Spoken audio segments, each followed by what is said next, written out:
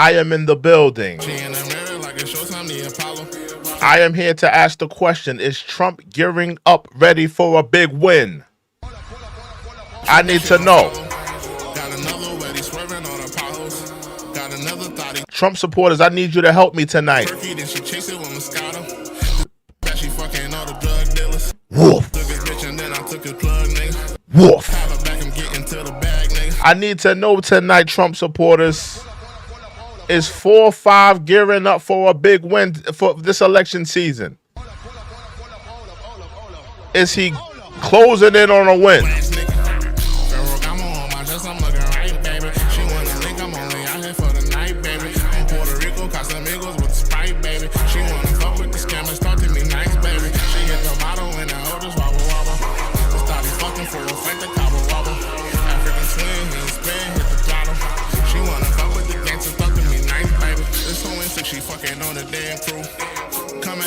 She lost her damn shoe. Her friend and poppin', she ain't got no damn clue. Rollin' O's and weed and smoking bamboo. Smoking gelato when the Tahoe smell the fucking jar. She wanna ride with me cause we look like some movie stars. The stody moving faster than a speeding car. Coming through the door with no panties on. Poppin' Molly's and you know she took a Zanny bar. Talking about a Mazda is a family car. I hit her with a curve, then the coup de grace. Zillow games, I'm shaking up the dice, baby. She wanna stay with me so we can meet the night, baby. She wanna be with me so I can lay the pipe, baby. I'm only out here for the night, baby. I'm only out here for the night, baby. Ferragamo on my chest, I'm looking right, baby. She wanna link, I'm only out here for the night, baby. In Puerto Rico, Casamigos with the Sprite, baby. She wanna fuck with the scammers, talk to me nice, baby. She hit the bottle and the oldest wobble wobble. This thought he fucking for a fight, the cobble wobble. African swing, hit the spin, hit the throttle. She wanna fuck with the gangsters, talk to me nice, baby. Welcome to the Checkin' Report. I am your humble yet gracious host, True and Living. I am in the building. I am in the building. I'm not your homie. I'm the one and only Macaroni. Welcome to the show, y'all. I'm in the building. Let me take a sip of water. I'm here to ask the question tonight, y'all. I am here to ask a serious question tonight. Serious question. Is Trump gearing up ready for a landslide victory against Kamala Harris? Is he gearing up for a landslide victory?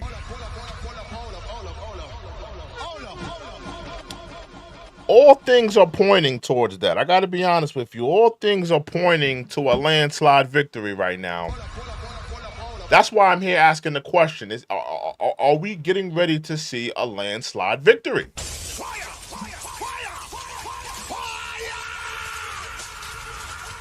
Tonight, we are going to be looking at Trump. He was out there in PA. Trump returned back to the state where he had an attempted assassination attempt on his life. He returned back to Pennsylvania and did a rally.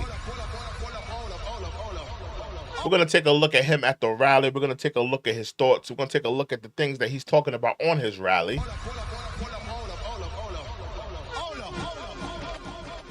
Salute to Lucas in the building.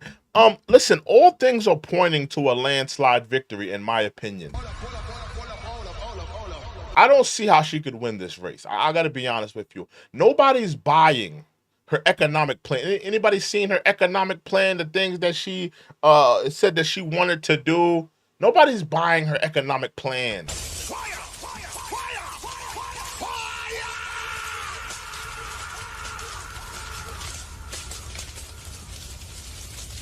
Nobody's buying her economic plan. And not only are people not buying her economic plan, not only are people not buying it, you know, the reality is this.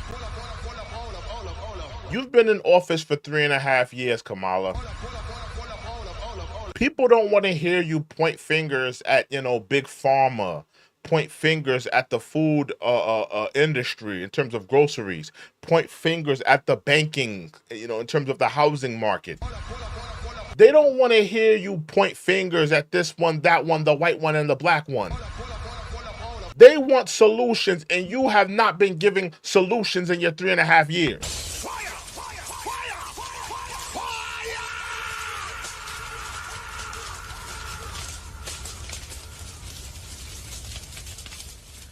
Yeah, let me know who you're rolling with in terms of the voting. I put the thing up there. It's either you're rolling with Trump, either you're rolling with Kamala, or you're rolling with neither. I'm not mad at who you're rolling with. Whoever you're rolling with, you're rolling with them, and you're riding high. It is what it is. But tonight we're gonna take a look at Trump at the rally. He did a rally out there in Pennsylvania. We will be taking a look at that. We'll take a listen to what he's been talking about, what he's been, rapping about lately. I haven't seen a Trump rally in a while, so listen, these things they go on for about an hour and change. I gotta be honest with you.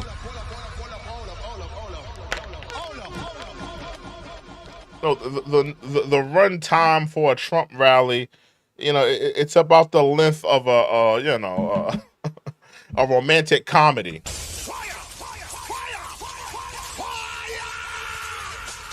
That's the runtime on these Trump speeches. They run for, if you watch any romantic comedy, they run for about an hour and change. Do they not? That's about the same time a Trump rally is. About an hour and some change. About the same time.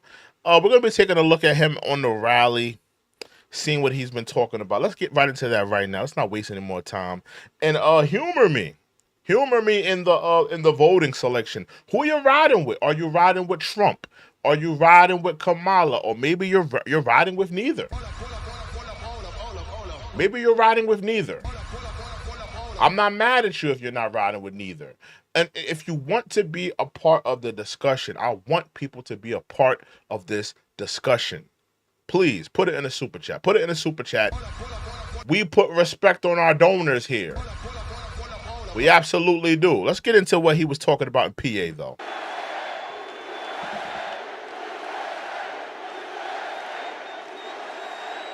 Thank you very much. Thank you. I really give a very big hello to Pennsylvania. It's great to be back in this beautiful Commonwealth. And just to let you guys know, this is the state where there was an attempted assassination attempt on his life. He did return back to Pennsylvania. You gotta salute him for going back to the state, that tried to, shoot a couple slugs. He's showing that he's not scared. He's showing that he's willing to pop back up. Hey, Nelly, what's going on, Nelly? I see you in there. What's up, Nelly? Salute to Nelly in the building. I see Nelly in the building. What's up, Nelly? But yeah, you got to salute Trump for going back to Pennsylvania and, showing people he's not scared. Let's continue, though. Thousands of proud, hardworking American patriots, which is what you are. Think of this. Who would believe this? 80 days from now, we are going to defeat a communist known as Kamala Harris. 80 days away from election night, y'all. Remember, this is the most important election of your lifetime. More important than Obama and Mitt Romney. Obama and McCain. More important than Trump and the other pantsuit messiah. She go by the name of Hillary Clinton. More important than all of those elections combined. This is the most important election of your lifetime, ladies and gentlemen. Make no mistake about it. Most radical left person ever to run for office. This is not what this country needs. We've had enough of them. We're going to win back the White House, and we're going to take back our country. If you're a Trump supporter, you're ready to take back the country. Let me know. Let me know in that chat if you're ready to take back the country from the Democrats. Let me know. And if you want to be a part of the discussion, remember, please put it in a super chat. We put respect on the donors here. We read all super chats. We read all donations. And I want people to be a part of the discussion. So please remember that. Put it in a super chat. Send in a donation. And I want to hear what's on you guys' minds tonight. Kamala Harris is a super left liberal who ruined San Francisco. She absolutely ruined did. California and delivered a badly broken economy, a badly broken border, which gave us a dangerous world of chaos, death, and destruction. Just take a look at what's happening today. Let me stop right there. Y'all. Trump said this woman absolutely is dangerous. She is dangerous. This woman was in charge of the border. Kamala Harris was in charge of the border. She was the border czar. You could thank her for all the criminals and gang members flooding into the sanctuary cities. You can thank her for all the sexual offenders now coming into your community that's not registered, not being monitored. You can thank her for that. You can thank her for all the criminals that are flooding into our country. You can thank her for that. There's cops being shot at by Venezuelan gang members in New York City. You can thank her for that.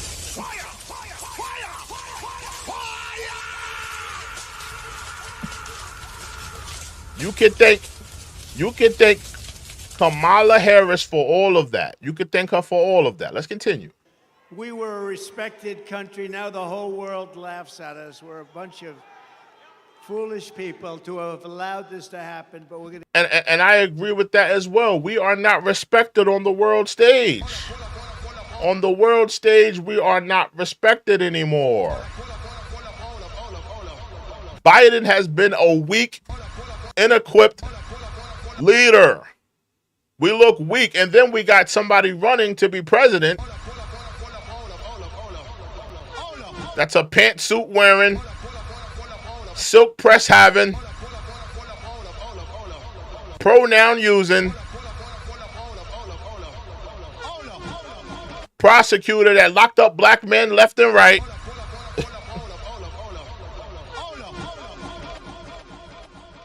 Terrible person. We're in bad shape. We're going to bring it back. We're going to bring it back very fast. We'll close up the borders. We'll drill, baby, drill. We're going to do things that are going to be very good. Very good, very fast. It'll happen very Yeah, hit that like button. Hit that like button, y'all. Hit that like button. Hit that subscribe button. Let's continue. quickly. But she breaks everything that she touches. But soon we're going to fix every single problem. Kamala Harris and Joe Biden. Crooked Joe. Crooked what Joe. happened to Biden? I was running against Biden. What happened to Sleepy Joe?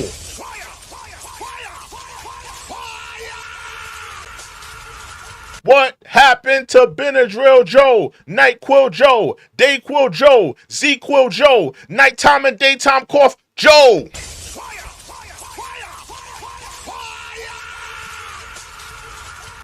What happened to that boy?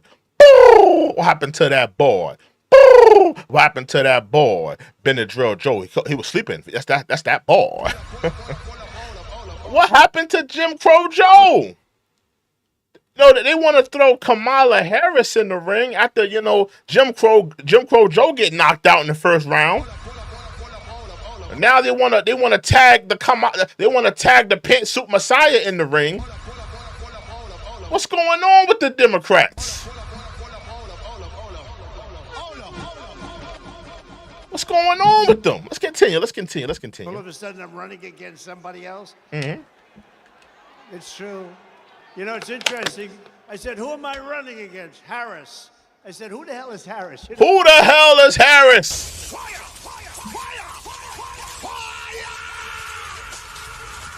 The pantsuit Messiah. The pantsuit Messiah. She done brought all of the pantsuits in the world. She done went to the clearance rack in Claire's.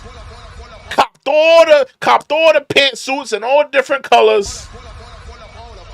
And now she's running for president. Now she put on her big boy, she put on her big girl pantsuits, and now she's running to be president of the United States. No. Who the hell is Harris? Who the hell is Harris?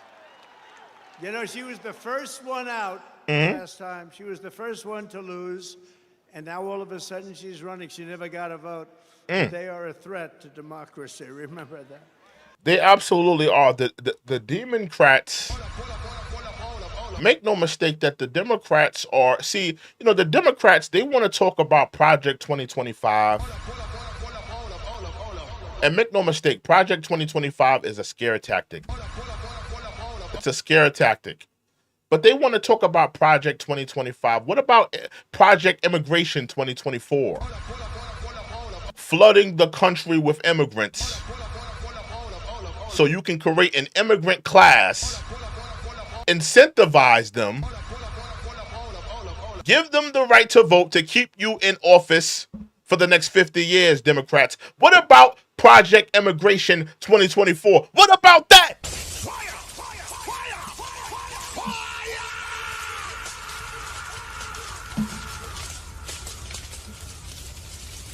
Salute to Seta Mope with the $2 donation. He sent the sticker.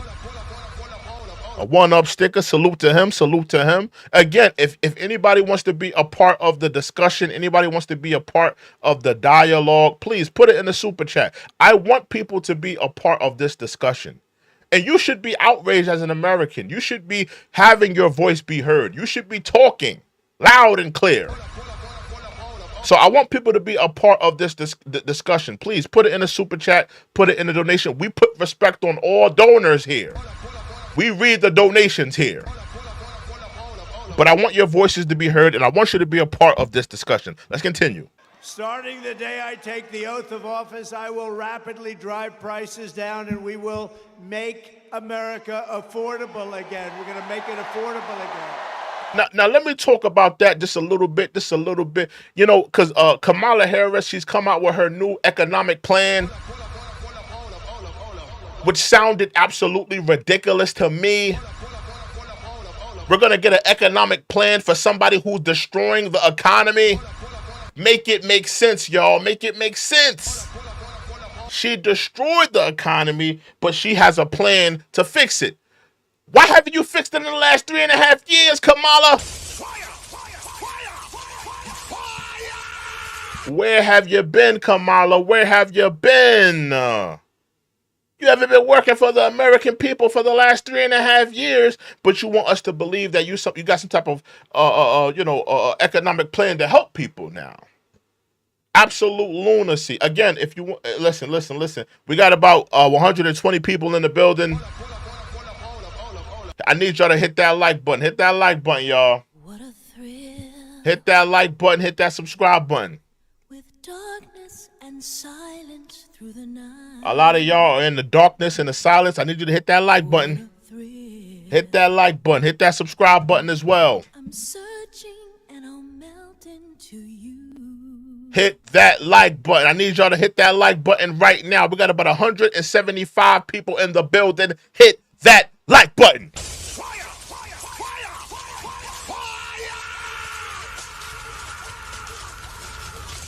Let's get back into it.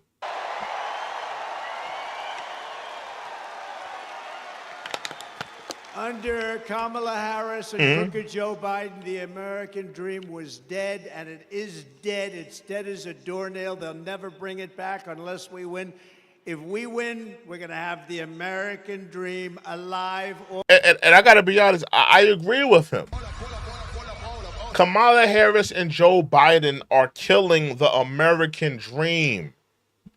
I sat and I listened to Kamala Harris, her reason into why the economy is where it's at.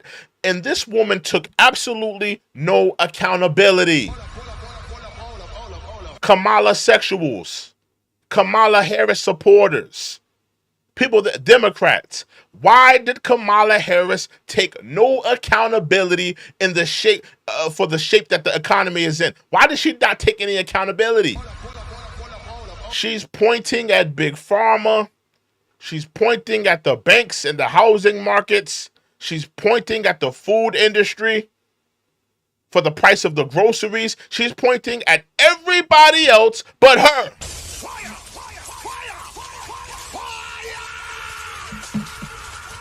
Kamala Harris, I'm looking at you. I'm looking at you in your pantsuit. It's your fault. It's Jim Crow Joe's fault. You're the reason. Inflation is caused by governmental overspending. It's your fault.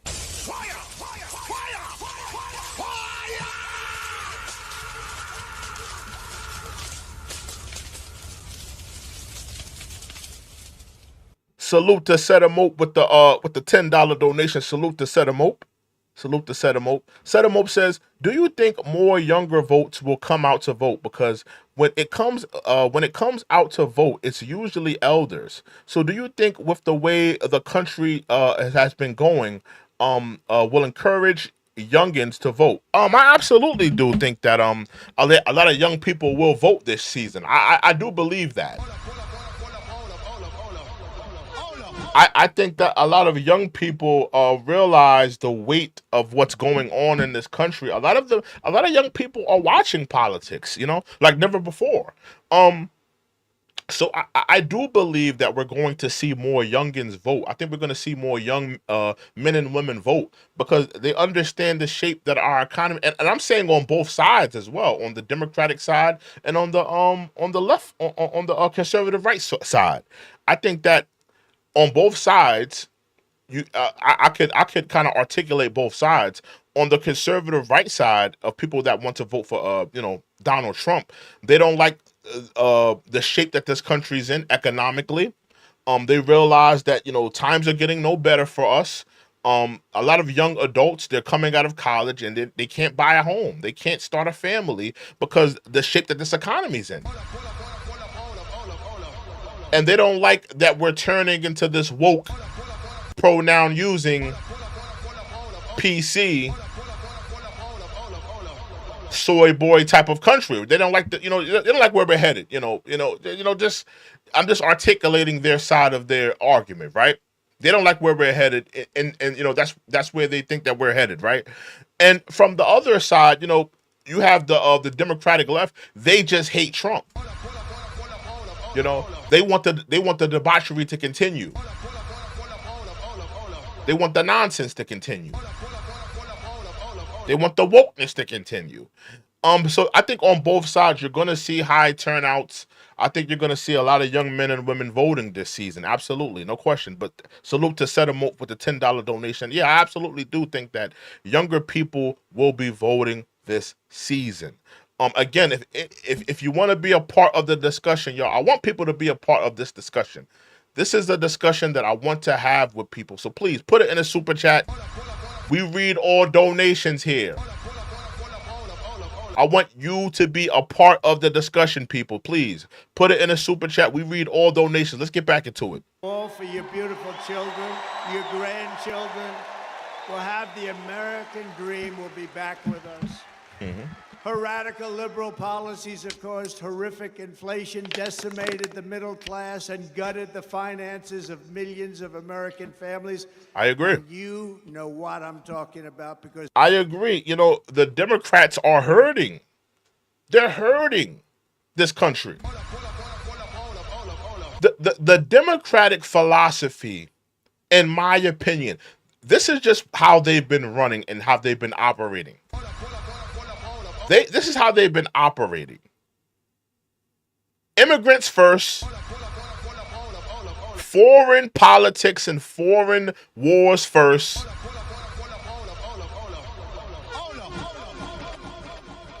and the American citizen goes last.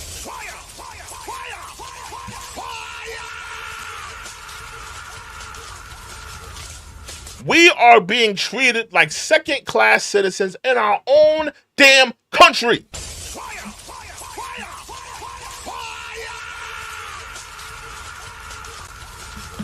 The Democrats are putting the American citizens at the back burner. And people are tired. Black voters are tired. White voters are tired. Hispanic voters are tired. We're tired of being put on the back burner by the Democratic left. Why in New York City?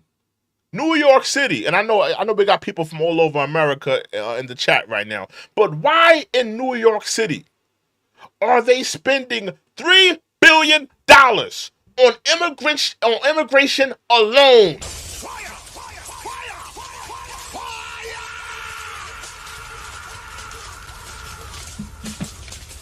Not on schools, not on housing, not on the homelessness, not on child care, on immigration alone, y'all. And it's increasing.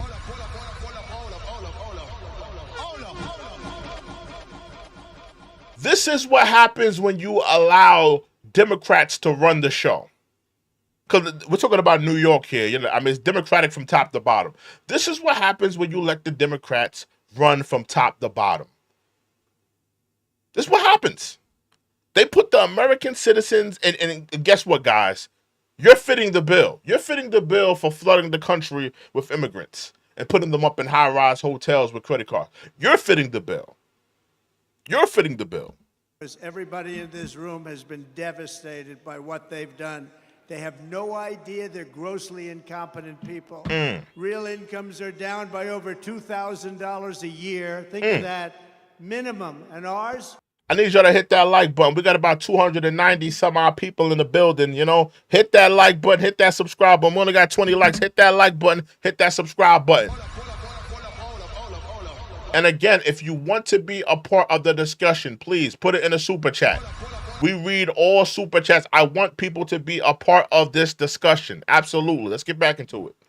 Up 5 times that amount, more than 5 times that amount. Her price hikes have cost a typical household a total of $28,000. And that's called the Kamala Harris inflation tax. She was there for everything. You know, when she sits and complains, hey, look. Guys, if you're looking for a... One second, y'all. You know, YouTube got to get their commercials. You know, they got to get their commercials off. Commercial brazy here. Hold on. Joe Biden hates her, okay? Hates her. You don't mind if I go off teleprompter for a second, do you? Nah. Joe Biden. Go in, Trump. Go in. Go in, Trump. Put that teleprompter to the side. Speak how you feel, Trump. Let's go. Hates her. This was an overthrow of a president. Does Kamala Harris hate Biden? That's an absolutely good question. Does Kamala Harris hate Joe Biden? I gotta be honest. I think he does.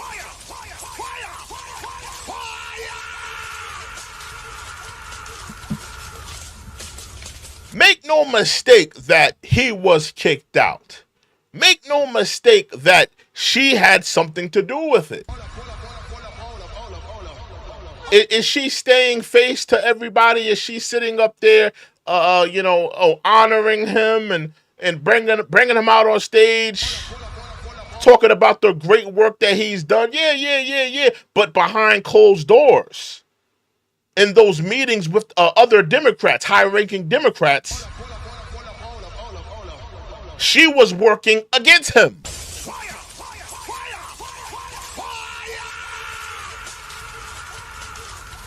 Salute to Setamope with the $5 donation. Salute to Setamope. He says, she can still change it, but rather repeat the same message from the last campaign. You know, I agree.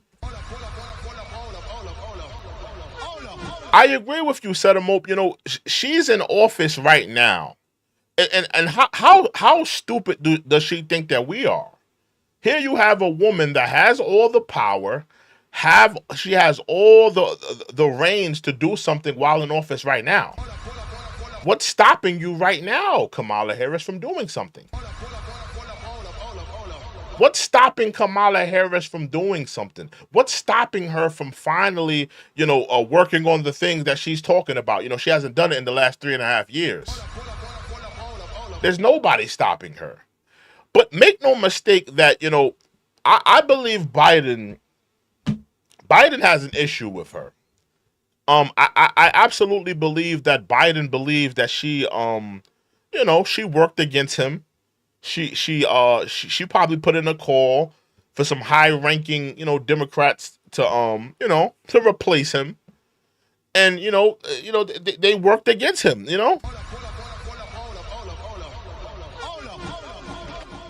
They want to make it look nice for everybody else and make it look like they don't have an issue. But I think that they do have an issue. This was an overthrow. They went out. I spent $100 million fighting Joe Biden. They told him he couldn't win. His debate performance wasn't the best ever. Mm-hmm. It was terrible. But they said mine was the best ever. But they said his debate performance wasn't. Now, I got to be honest with you, Trump. I got to be honest, Trump. It wasn't that what you did was so great, Trump. Let's just be honest, Trump. Let's just be honest. It wasn't that you were so great in that debate.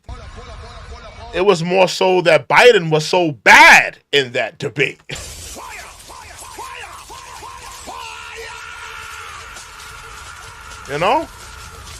It wasn't that you were just so phenomenal in that debate, Trump. That wasn't what happened.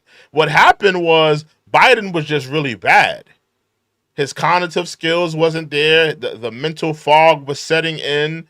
And then after the debate, it didn't look good that Jill had to help him down, 2 pairs of stairs. It was literally 2 stairs he had to walk down, and Jill had to even help him with that. That whole site didn't look good as well. So I think that I think a lot of that played into people's minds. And listen, either way, a win is a win. Trump won that debate. It's not even a debate if he won that debate. He won that debate. But it wasn't that he was so great in that debate. It was more so that Biden was so bad in that debate. But let's continue. I look forward to debating her, by the way. She'll be easier. She'll be easier than him.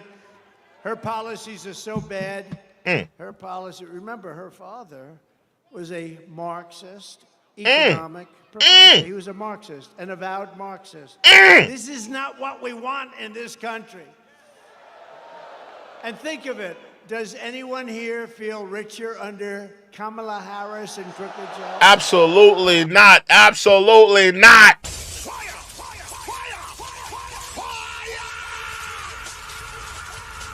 They're sending $2 billion over here, $30 billion over there. Zelensky, you get $1 billion.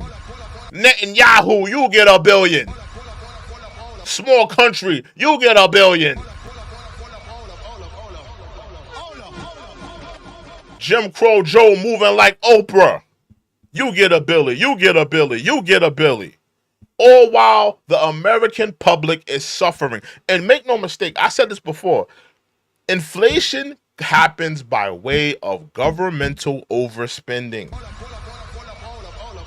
A lot of y'all heard Kamala Harris' economic plan. You've seen her point fingers at every place. Think about it. Think about it. She point fingers to the pharmaceutical companies. She pointed fingers at the housing market and the banks. She pointed fingers at the food company and the food industry and the grocery stores. She pointed fingers at all these places, but she didn't point fingers at the government overspending.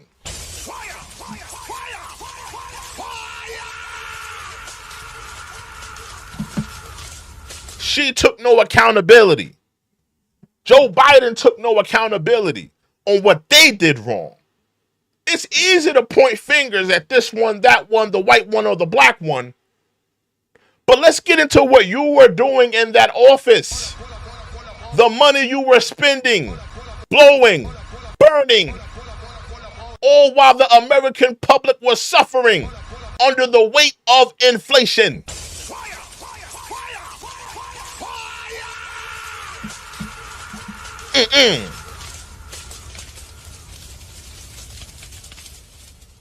We got 377 people in the building tonight.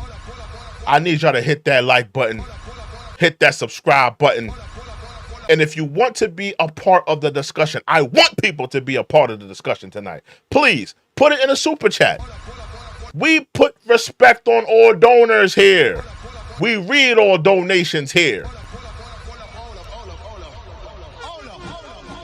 So I want y'all to be a part of the discussion tonight. Let's get back into it. Is anything less expensive under Kamala Harris? Absolutely not. The price of bread is up. The price of eggs is up. The price of meat, is up. Everything is up. All while being taxed in this country.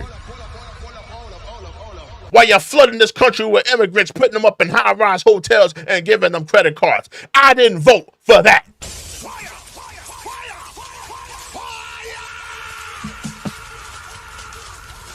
Let's go. No, it's been devastating. Inflation has been devastating under this group of people. That's a fact. That's a have fact. No idea what the hell they're doing. Are you better off with Kamala and Biden than you were under President Donald J. Trump? I don't think so. I agree. You know, they do polls and this stuff, and I'm at like 93%. I said, so why are we having an election? They didn't have an election. Why are we having an election? That's a fact. Why didn't the Democrats give people the chance to decide who their Democratic nominee would be? Why did they rob the American public of that?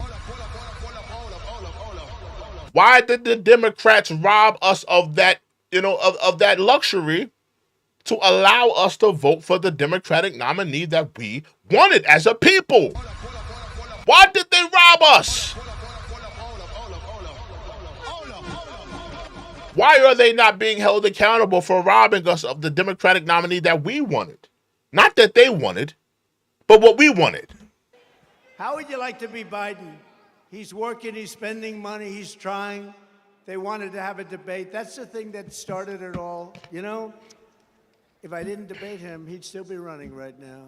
But I believe she will be easier to beat than him because she's a truly radical left lunatic. I agree.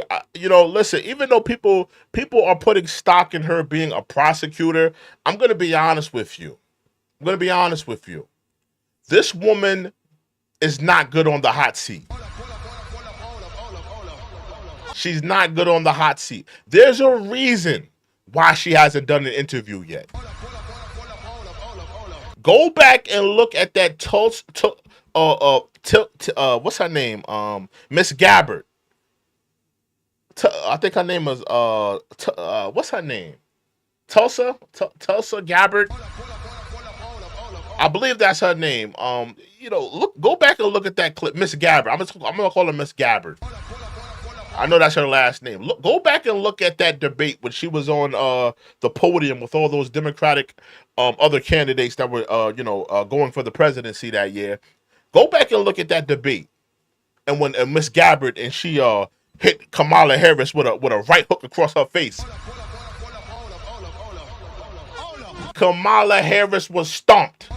She didn't know what to say. She didn't know what to do. She didn't know what to say, what to do, how to come back. Kamala Harris is not good on the hot seat. And Trump is going to put her on the hot seat. He's going to put her on the hot seat. And the depending on the moderators, if they choose to go to Fox News is going to put her on the hot seat, undoubtedly. So, I don't think that she's a good debater whatsoever. She's not a good debater. Let's continue. And with him, he never really believed it. Of course, I don't know if he knew anything. I'm not sure. But he didn't really. We got 400 people in the building. I need y'all to hit that like button right now. Hit that like button. Hit that subscribe button right now.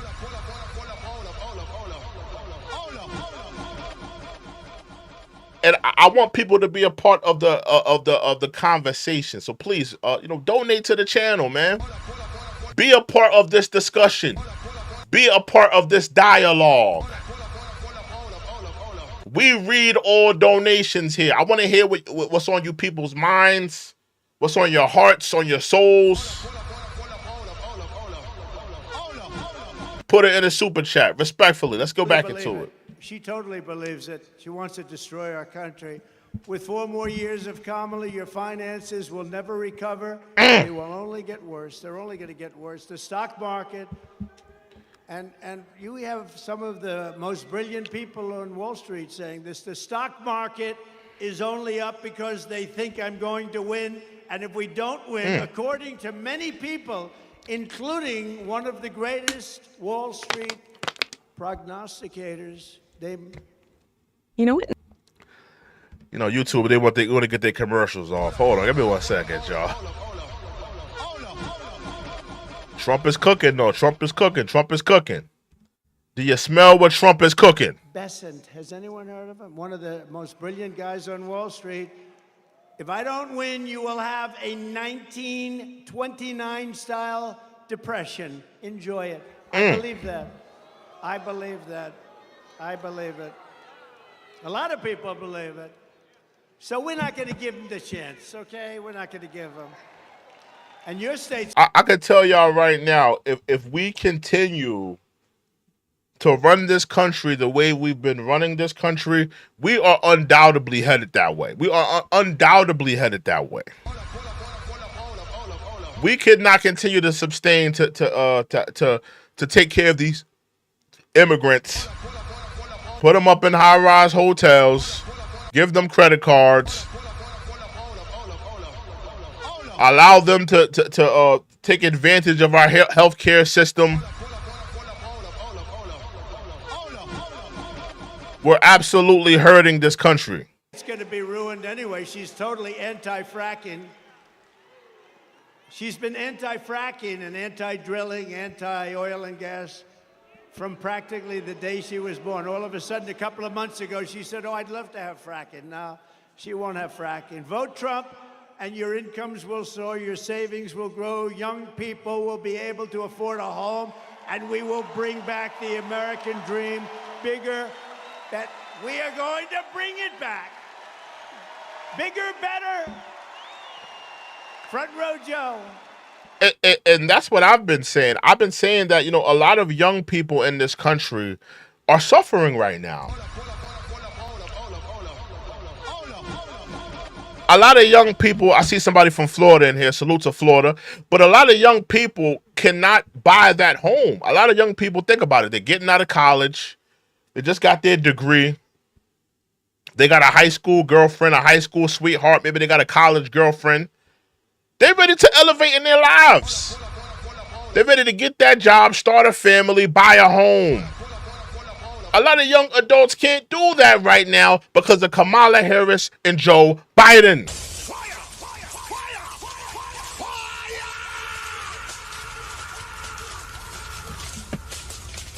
They need to be held accountable. They need to be talking to the American public and stop pointing fingers, Koala Bear Harris. Stop pointing fingers at everybody else but yourself. You pointed at the pharmaceutical. You pointed at the food company, the food industry. You pointed at the banks and the housing market, but you didn't take accountability and said, me and Jim Crow Joe, we failed the American public. You didn't say that.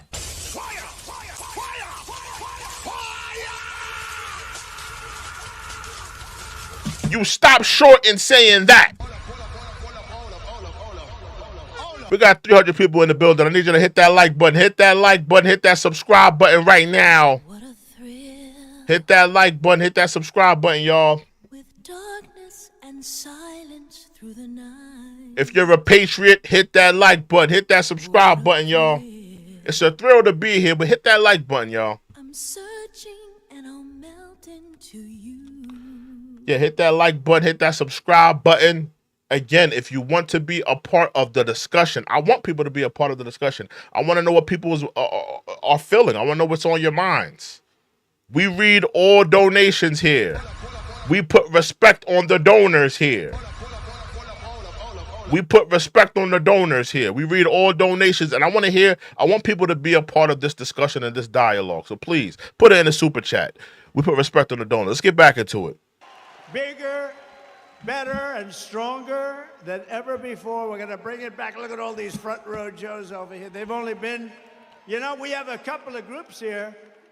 They're at about 222 events. Front row Joe, stand up, wave your hands. You guys are great. Patriots. But I have another group from a place called North Carolina. Has anybody ever heard of North? We love North Carolina. The beautiful ladies over there. This is number what? 200. Anybody from PA in the building? Donald Trump is in PA right now. Or rather, this was an event he did yesterday. He was in PA. Anybody from PA in here? Anybody from Pennsylvania? The great state of Pennsylvania. 17. So this is number 217. And supposedly, they're happily married. How the hell does that work? Look at them. They're beautiful, and there's a husband. Are you a husband? Who are you married to, husband? Oh, that was a wise choice. Beautiful. Very nice. All right, Trump, get back to the economy. You were doing good. You were doing great. I understand you got to kiss babies. You got to shake hands. But get back to the damn economy. People can't afford a damn loaf of bread right now. You got people going to work putting $2.50 worth of gas in their tank. Let's get to the issues. How do you handle it, right? How do you handle it? But they're great women, and they've been with us from the very beginning. They were with us from the beginning in 2016 when we had the 4 greatest years this country has ever had. They were with us, and thank you very much. North Carolina, we're doing well in North Carolina. Thank you, darling. It's nice to not have to travel to California and other places, right? Yesterday, Kamala laid out her so-called economic plan. She says she's going to lower the cost of food and housing starting on day 1. But day 1 for Kamala was 3.5 years ago. That's a fact. That's an absolute Snapple fact. That's an absolute Snapple fact. Kamala Harris, day 1 was 3 years ago. I gotta go widescreen on this one. Kamala Harris, day 1 was three years ago. Was it not? Was not day 1 3 years ago? Why didn't you do something 3 years ago? How convenient, now when election season rolls around, now you want to do something. Now you want to work for the American people. Now you're black. Where the hell were you 3 years ago? Playing around with you?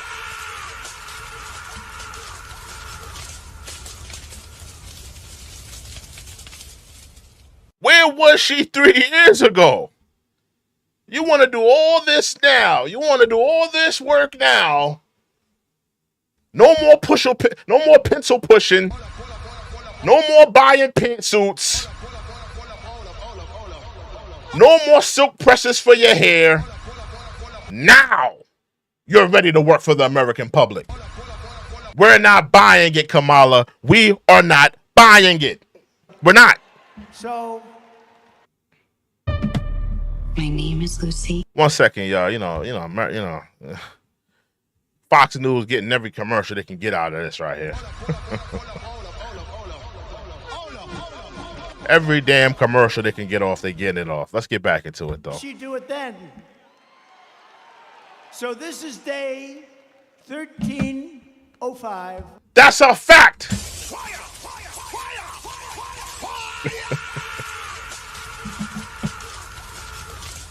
This is day 1305, and she hasn't done nothing for you. Kamala Harris supporters, Kamala Harris voters, Democrats. She talking about she gonna do something on day 1. This is day 1300 and she hasn't done nothing for you. What is she talking about?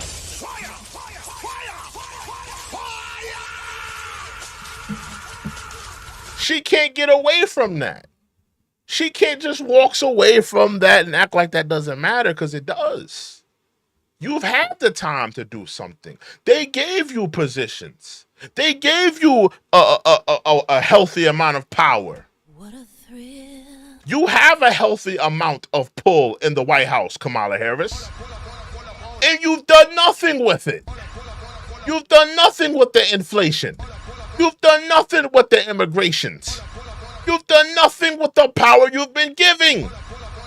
So why the hell should we believe you now?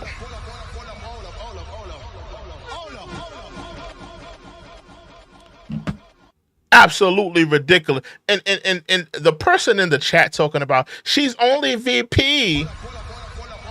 These are the same type of people, if she were to take office, they would say, oh, why Kamala didn't do this? Why Kamala didn't do it? And they know what they would say? She's only the president. It doesn't matter what job she has. You know, whatever job she's only senator. She upgrades. Gets a job as a VP, vice president, y'all. They ask her, hey, why isn't Kamala Harris doing more as vice president? They say, oh, she's only vice president. Okay, now she takes office. Why isn't Kamala Harris doing more as president?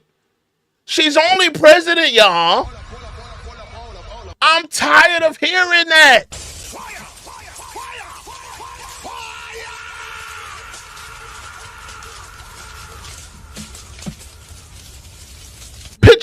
Put your big girl pantsuits on and get to work for the American people. Ain't nobody stopping Trump. Look, Trump said he was going to build that wall, right? He got the motions and the ball rolling. Trump said he was going to give y'all them stimmies, right? He got the ball rolling. I'm tired of politicians and political Democratic bootlickers telling you, oh, they're only vice president. They're only president. They only got a certain amount of power. I'm tired of hearing that. Trump put that myth to bed, because Trump got in that damn office and he said, you know what? I'm president. I'm going to put my balls on the Oval Office desk and I'm going to do what I want.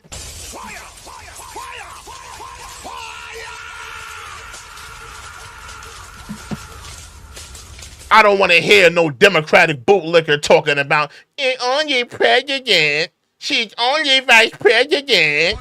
She can't do nothing. She's only vice president. That's the same excuse they're gonna always do. It don't matter what power they hold, what power they helm. That's always gonna be the Democratic bootlicking excuse. They only president. They only vice president. They can't do nothing. You sound ridiculous.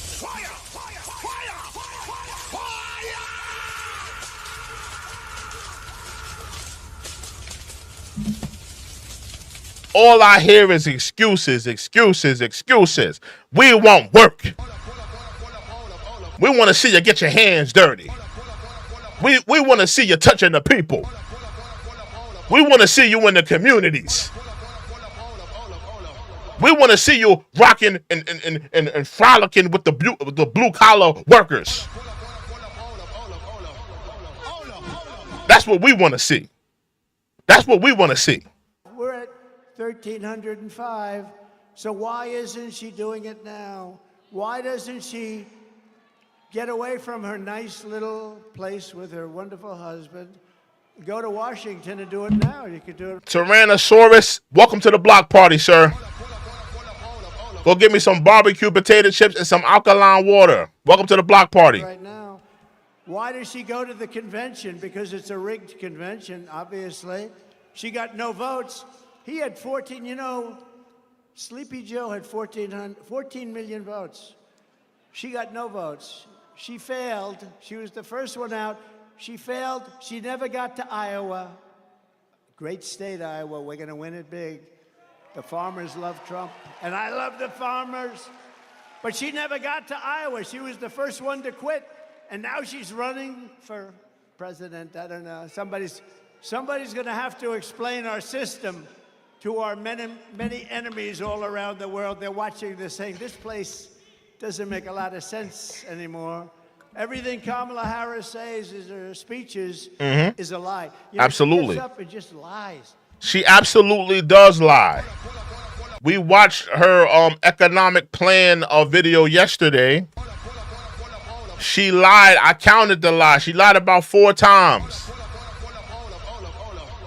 She kept referring to Project 2025 as Trump's plan. Trump has nothing to do with Project 2025. He did not write it. He did not forward it.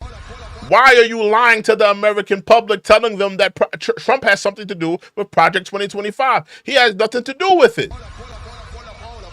He did not write it. He did not forward it.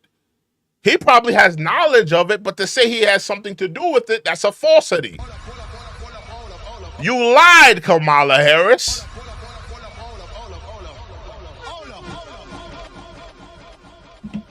You're a liar. And I'm letting y'all know, right?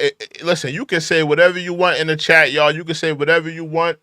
Say whatever you want, but be respectful. If you're not respectful, we're sending you to the block party. You ever been to a block party? Frankie Beverly and Maze playing in the background. Doom, doom, doom. Doom, doom, doom. If all I let go. I'ma send you to the block party if you're disrespectful. I'ma send you to get some barbecue potato chips, chicken cutlets, turkey burgers, Hebrew Franks, Poland Spring.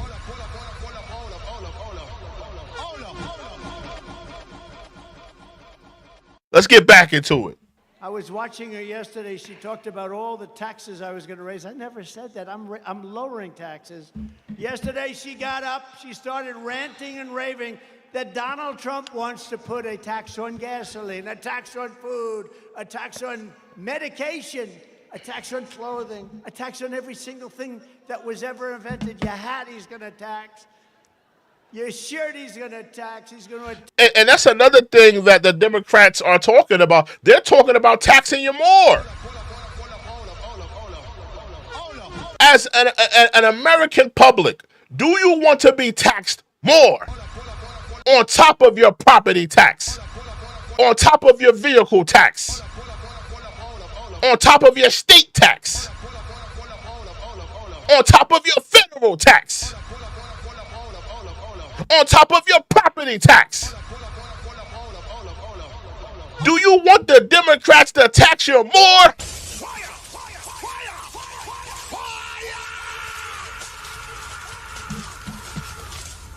I say no. I say hell to the no. Tax your wife, he's going to tax your husband. And I'm saying, I never said any of that. They make it up. I mean, here's the truth. Kamala wants to put massive taxes on American jobs and American... That's a fact. She wants to tax us more. The Democrats want to tax us more. Think about all the taxes you're dealing with now. You got a tax here, you got a tax there. They're talking about taxing you more. They're talking about taxing you even more. We won't allow it. American industries. I want to cut taxes on Americans while putting tariffs on China and foreign countries to bring our jobs back home to Pennsylvania and to take in billions and billions of dollars.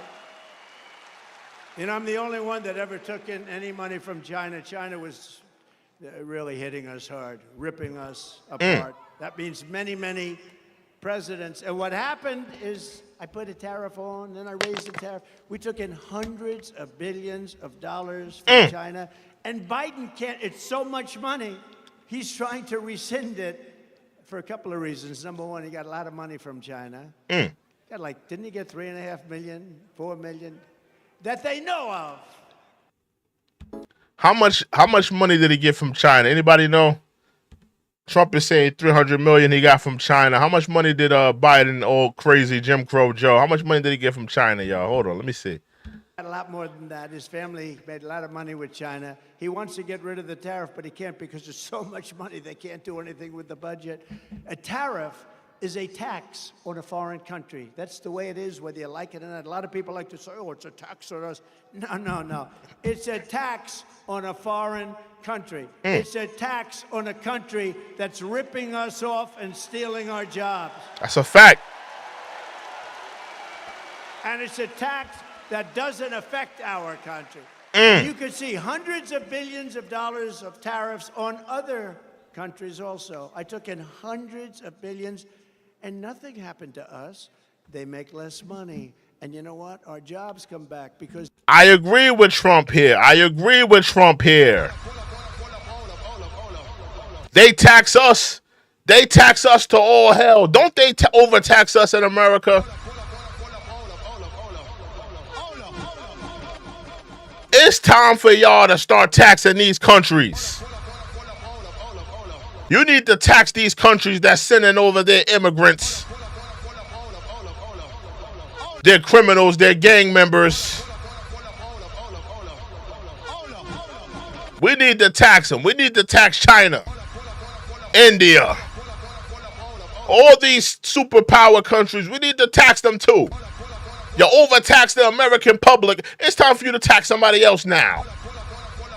It's a fact. There's no tax if they build their factory in Pennsylvania. There's no tax if they build their factory in the United States. So what do they do in order to avoid paying the tax? They say, let's build a place over here. No tax. Come on over. We love it. Just hire our people. That's all you have to do. It's very simple. You know, as we speak, and this really goes to Michigan more than you, but I look at Michigan and South Carolina, a lot of other places that do the auto stuff, and they are building some of the biggest auto factories in the world right now in Mexico, right off our border. Bring the jobs back to the United States. Bring the jobs back. They think they're going to make cars, not pay any tax, and sell those cars into the United States. Not going to happen, not with me. They're building some of the biggest auto plants in the world. And you know who owns those auto plants? They're built, they're made, and being built in Mexico. You know who owns them? China owns them. China's very smart. I had a good relationship with President Xi. When COVID came, that was the end of that relationship. But I had a very good relationship. But we took in hundreds of billions of dollars from China. Think of it, Bush, Barack Hussein. Did you ever hear of Barack Hussein Obama? Have you heard of him? Have you heard of Barack Hussein Obama? Have you heard of him? Have you heard of him? And it's funny because, you know, the black community, we only see him during election season. Doesn't that sound familiar? They say the same thing about Kamala Harris. We only see her, and she's only conveniently black during the election season. Barack Obama, he pops up every election season. We don't see him any other time.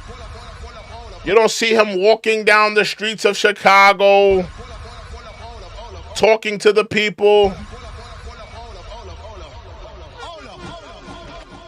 We only see him during election season.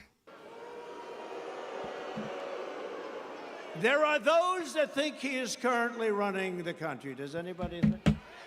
I don't know. Do y'all believe that Barack Hussein Obama is the shadow government of the Biden administration and now currently trying to get back into office? But let's just say the Biden administration is Barack Hussein the shadow government of the Biden administration? Let me know right now in the chat.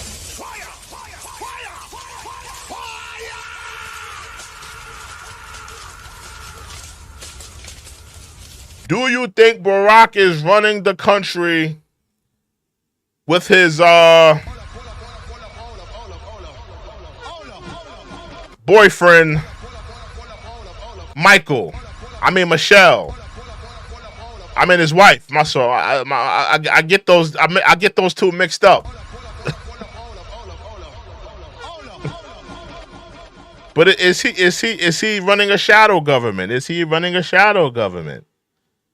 Somebody says they're all crooks. People says yes. Okay, facts. Okay. Some people believe it. One person said no. Okay. Yeah, I just want to see. Some people says hell yeah. Okay, all right. I just want to see what people are thinking about that theory, because I've heard that theory before as well. Let's continue. I don't know that that's true. We know it's not Biden. That's a fact. Every attack Kamala makes on us is a fabricated, it's a lie. She's sort of a bad storyteller. She doesn't know how to tell a story very well, but she gets caught. She gets caught up in her own words. She's not a very good wordsmith, they say. I don't know. We're going to find out. We're going to have a debate at some point. They gave me the worst network. YouTube is going commercial brazy right now. Give me 1 second, y'all. They're going commercial brazy right now. Commercial brazy. Hold on.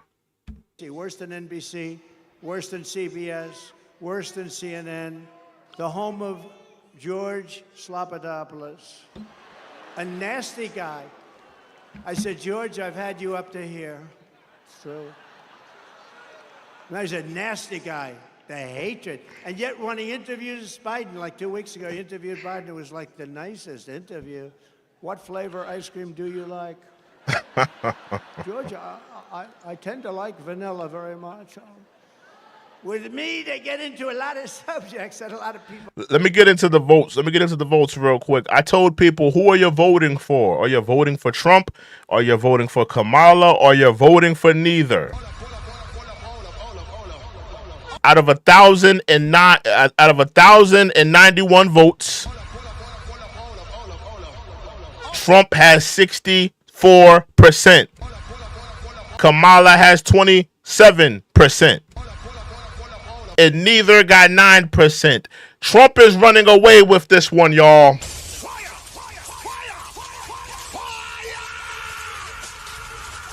Landslide right now. It's a landslide. Let's continue. People don't like talking about, but ABC's the worst. And that seems because they won't do it on Fox. They've turned down the Fox. You know, I've approved. Why won't they do the debate on Fox? Kamala Harris is scared. Keep in mind, and I'm going to keep it a buck. I'm going to keep it 100. They allowed the first debate with Biden and Trump, the first debate. They allowed the Democrats to have it on their terms. Remember, they didn't want any audience there. They wanted liberal, moderators. It was all on their terms. They wanted to mute the mics. It was all on their terms. Why are they so scared to have it on Fox News? Let there be a crowd there. Let the Fox News correspondents moderate it.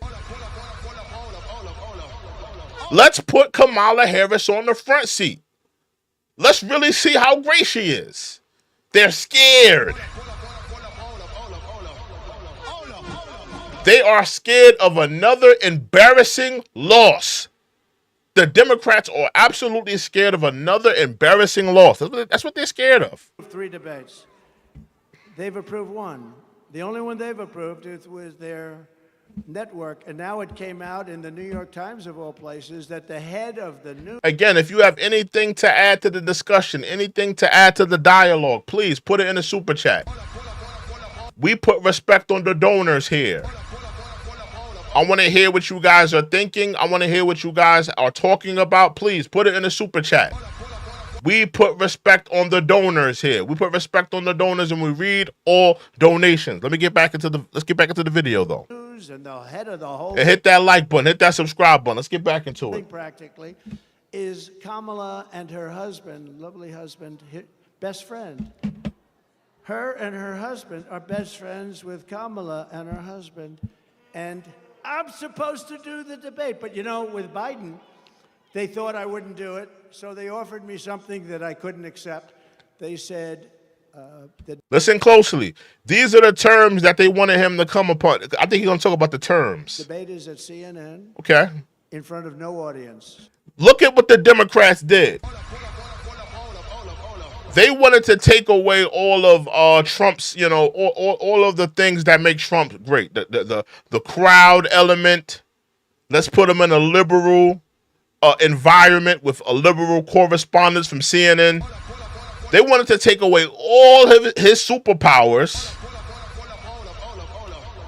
or all of the things he could use to win the debate. And the Democrats still lost in embarrassing fashion. I say this time it should be in front of an audience. It should be in front of Fox News. This time, let's put the Democrats in the hot seat. Let's let them answer some questions. Them answer for the inflation. Them answer for the economy.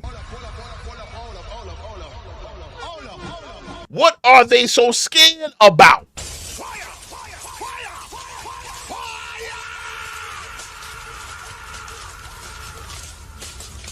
We got 522 people strongly in the building. Hit that like button. Hit that subscribe button. If you want to be a part of the conversation and the dialogue and the discussion, we put respect on the donors here. Please, we read all super chats here. I want people to be a part of the discussion, the dialogue here. Very important that I want to see what you guys are thinking, how you're feeling about this election season. We read all donations. We want to hear what you guys are talking about. Make sure you hit that like button. Make sure you hit that subscribe button. Let's get back into it. So far, I'm 0 for 2. And I see they didn't want to do the debate. That would have been a good idea. Bink. Hold on.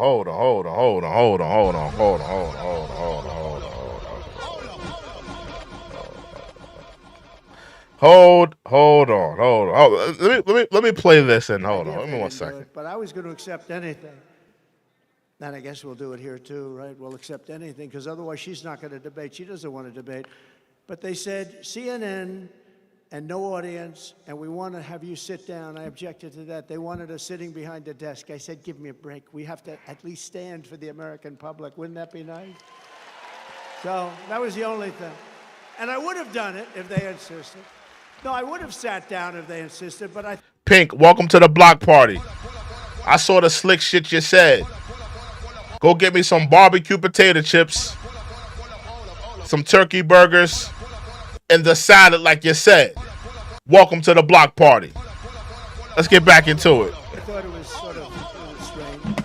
But I had Dana Bash and I had Fake Tapper. But I have to tell you, they were very fair. I really thought they were very fair. So Jake and Dana, nobody knows how to say her first name. Is it Dana or Dana? Nobody knows. It's been going on for 20 years. She's been around a long time. Is it Dana or Dana? And now the fake news will say, Trump didn't know how to pronounce her first name. She doesn't know how to pronounce it. But look, but Dana and Jake, I used to call him Fake Tapper. Now I call him Jake Tapper because he treated us very fairly, and so did Dana. YouTube going commercial brazy right now. Why y'all going commercial brazy right now? I'm trying to hear 4-5, man. See what my man 4-5 talk about right now, man. Get back into it. Fairly. I think it was, just about neutral. But and I need y'all to keep voting. Keep voting. Who are you voting for? Are you voting for Kamala? Are you voting for Trump? Who are you voting for? Continue to vote. Continue to vote. Let's continue. He kept saying, he gave very short answers because he wasn't really doing too well. And I kept saying, I'll take it. But what happened? Sir, you have 92 seconds left. This is not what he wanted to hear. Right, David? They said, you have 92 seconds left. Going to be your next senator, I'll tell you. David McConnell. I hope you can vote for him. I hope you vote for him.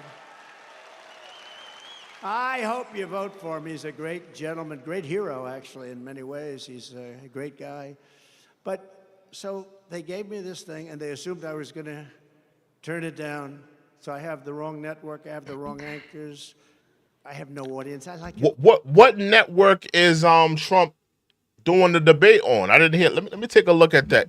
Is it happening on ABC? Anybody in the chat know what?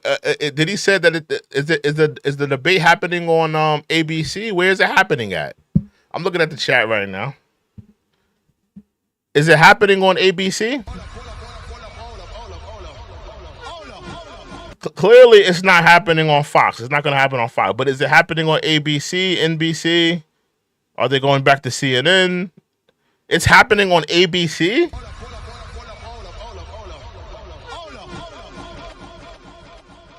Oh, my goodness. Please tell me you're joking. They're doing it on ABC, of all places? Oh, man, that's terrible. That's terrible. Somebody said the soapbox channel. Days of Our Lives is gonna be. They're gonna play it. So they're gonna play Days of Our Lives, and then they're gonna play the debate. Yeah, it should be on Fox News. I think Trump. They kind of like scammed Trump twice, if you ask me. She wouldn't do it with Fox News. I don't. Yo, can you believe the nerve of this woman?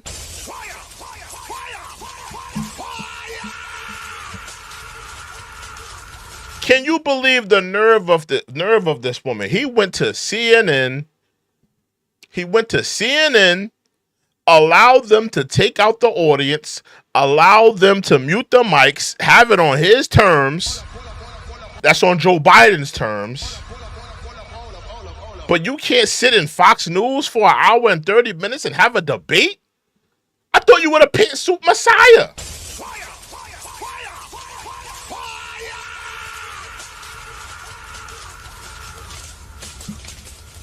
I thought you were the pantsuit messiah. You should be able to go on Fox News and talk your talk, walk your walk. The nerve of this woman. Yo, this woman has gotten out of hot seat. And y'all are continually allowing this woman to get out of the hot seats. This woman has yet to do an interview. This woman has yet to sit down with a publication and do a formal interview. Now you're telling me that this woman can't sit in Fox News for an hour and maybe 30-minute debate and plead her case to the American people. I have to question how bad she wants this presidency at this point. To me, it sounds like she's not willing to do any of the hard work.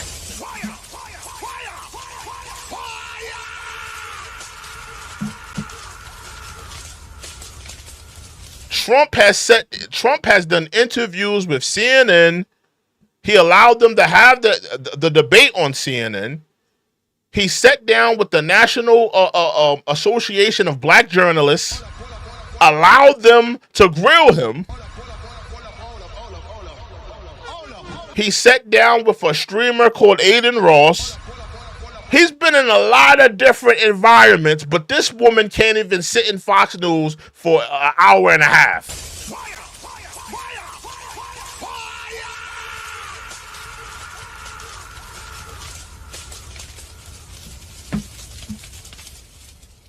How bad does she really want this presidency? How bad? She's not willing to do any of the hard work to get it.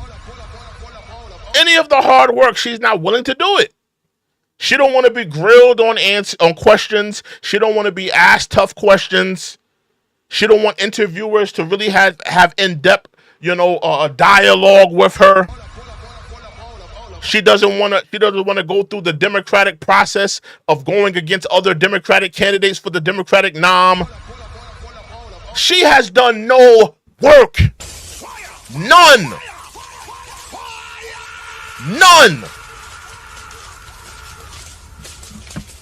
She has done no work as of yet for this presidential candidate race. She's done no work. But showing up in rallies and having Meg Thee Stallion twerk. That's all the work she's done as far. Having Meg Thee Stallion twerk on stage and buying new pantsuits for the rally. That's the only work she has done so far. That's a fact. Let's continue. An audience, I love people, you know. It's oftentimes a mistake. Everything was wrong. So what we'll do is we'll offer him this thing that he can't accept. He won't accept it. And then we'll say, Trump didn't accept the debate. He's afraid to negotiate against Biden because Biden's so sharp. You know, he's so sharp. He's sharp like a razor. So, but I need y'all to hit that like button. We got 300 people in here strong. We almost at, 100 likes. Hit that like button. Hit that like button. Hit that like button. Hit that subscribe button. I'm not going to sit here and say I'm going to do something that's only going to benefit black people. No. Hit that like button now. surprised them. I said, I'll take it. I'll take it. And people said, are you crazy? I said, look, it's the only way you're going to debate. If we do anything else, they're not going to accept it. And these people are the same way. They offered me, we were supposed to have Fox on September 4th, and they said, no, I accepted it. I don't even know what's going to happen because I've accepted it. They haven't. So maybe they show up, maybe they don't. But I think it's sort of on for September 4th, but I don't think they're going to come. And then we go and we do the debate with ABC. ABC, again, I call it ABC fake news. So bad. They're so bad. They're so dishonest in my... You gotta think, like, you gotta think all of the, the tough environments that Trump has went in so far. I don't think people are realizing that they're not like really looking at it that way. They're not really looking at it. Look at all the tough environments Trump was willing to sit in for your vote. And it goes back to what I said. How bad does Kamala Harris really want this presidency? Look at all the work that Trump was willing to do. He is currently beefing with ABC. Doesn't he have a lawsuit against ABC? Or had a lawsuit against ABC? He's willing to go to ABC, have a debate. He's willing to go to CNN, have it on the Democrats' terms. He's willing to sit with the National Association of Black Journalists, be grilled by Democratic bootlickers. Look at all the work he's willing to do for your vote. This woman won't even sit with a publication and have a formal interview. You should be disrespected as the American public. You really should be.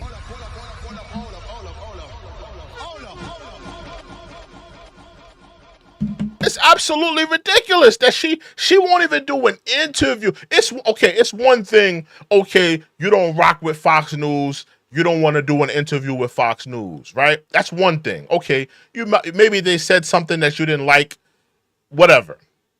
But what's your excuse with CNN and having an interview with CNN? What's your excuse with ABC not having have an interview with ABC? What's your excuse, Kamala, with not having an interview with MSNBC? What's your excuse to not sit down with any of these publications and have a formal interview?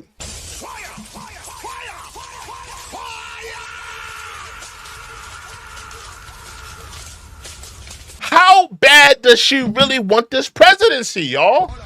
She has yet to do any work, show any effort.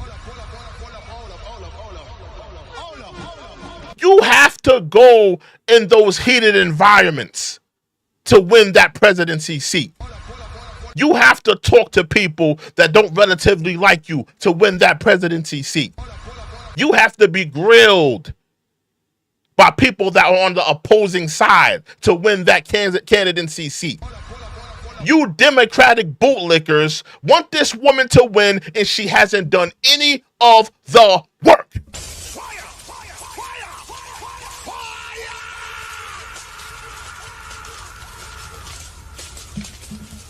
any of the work. Any of the work. She has not been in one environment to be grilled on the questions, grilled on the economy, grilled in the work that she's been doing, grilled in all the time spent in the White House doing nothing but pushing pencils. Hold her accountable, Democrats. Stop licking the boots. I know you love the taste of the boots, Democratic lovers. You love to get the bottom of the soles of the boots. You love licking the laces, the heel. Some of y'all even tongue kissing the inside of the boot. Stop licking boots, Democrats, and hold them accountable. Hold Kamala accountable.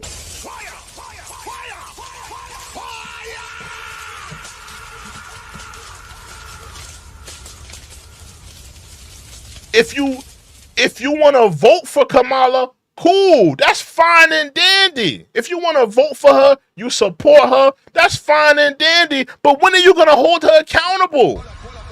Ask her some tough questions. Have her get grilled on the tough questions.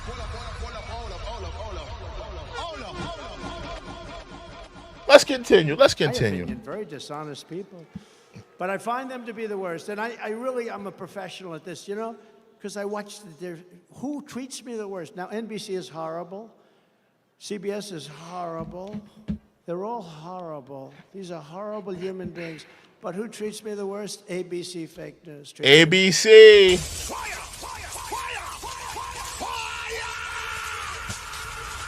And you know how the song go, the legendary Jackson 5 song go, ABC.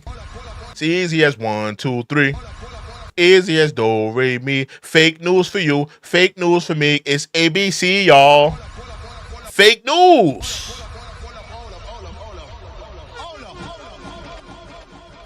How many tough environments? How many tough environments are y'all gonna let Trump go into? But we haven't seen Kamala in one tough environment. I want to see Kamala sweat. I want to see a black host, like a black CNN host. That's a Democratic bootlicker. I want them to question her on this statement here. I'm not gonna sit here and say I'm gonna do something that's only gonna benefit black people. No. I want a black moderator to question her on what she said in this clip. I'm not gonna sit here and say I'm gonna do something that's only gonna benefit black people.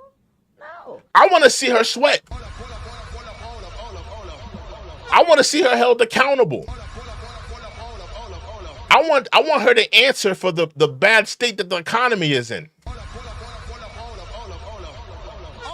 That's what I want. And that's where they want it, where her best friend, it just came out the other day, nobody told anybody about this, is the head of the whole deal, right? But I'll probably say, I'll take it. Because you know what? They're not gonna do a debate.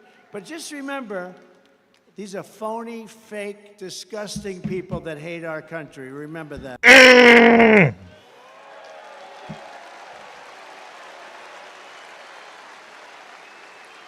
And also remember that every attack that we make on Kamala is something.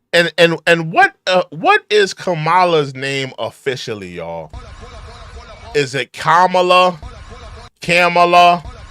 Prince of Camelot, Chameleon? What is her name exactly?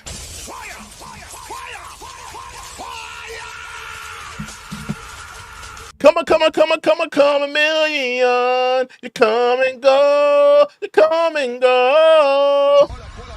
Come a Kamala Harris. Is she black or is she Indian? What is she?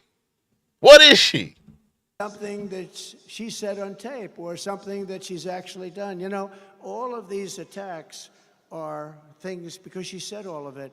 She said, I don't want fracking in Pennsylvania. She said it hundreds. What is fracking? Can somebody let me know what fracking is? I'm looking in the chat right now. What is fracking? Is that like a category on the hub?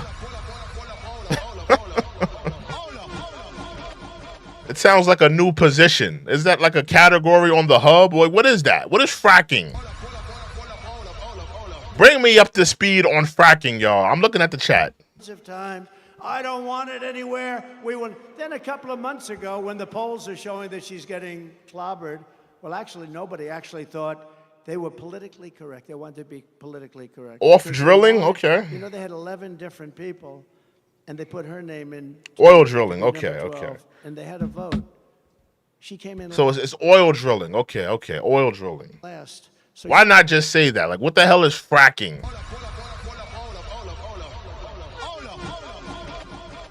Sounds like a category you would find on the hub next to like BBW, interracial,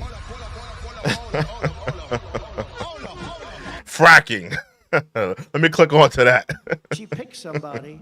Think of it. How about the guy she picked? How bad is he? Right? How bad is that guy? Tampon Timmy. Hey, girl. Hey, Tampon Timmy.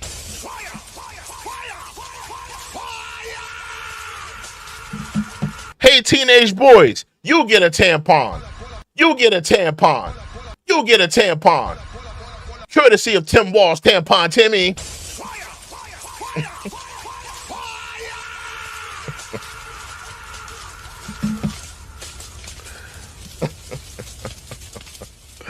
I'm just joking. I'm just joking. I'm just joking. Is that true? I don't know if that's true. I keep hearing that he was giving teenage boys tampons. I don't know if that's true. He was giving public schools tampons. I don't know. Something about him and tampons. I don't know what it is. They said he was the Oprah of giving tampons. You get a tampon. You get a tampon. It's exorbitant. I don't know how true that is, though. David, where did these people come from? You know, he recently signed. Somebody says it's damn true. Bill. 1 second, 1 second. Whoa, whoa, whoa. Somebody said it's true. He had it in the boys' bathroom. Stop playing. He had tampons in the boys' bathroom. Stop it. Stop it.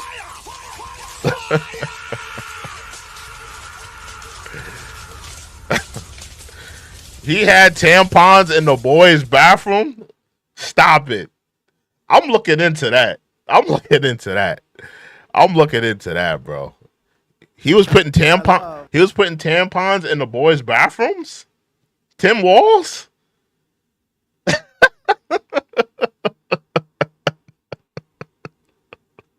I gotta look into that. I gotta look into that. But a state that hasn't been won by a Republican because it's a corrupt state. But the people are not corrupt. The people are great. Since 1972 has it been won. Think of that. And I thought we won it twice. I said, there's no way we lose Minnesota. But he signed a bill for all young men's bathrooms and men's bathrooms have to be equipped with a tampon selling machine.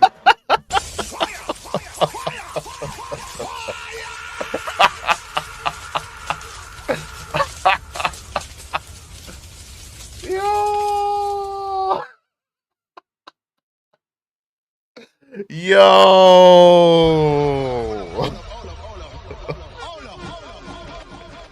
What? Tampon Timmy. You get a tampon. You get a tampon. What were the... Okay, let me just ask this. You know, and I'm not trying to be disrespectful to, you know, anybody that's like, you know, on there, like, you know, trying to find themselves in terms of like their gender. But I mean, it really goes into a conversation of like physiology though. Why are you putting tampons in the boys' bathroom? What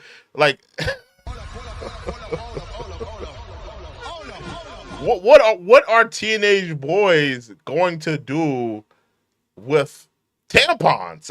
I'm just kind of curious on what they're supposed to do with tampons.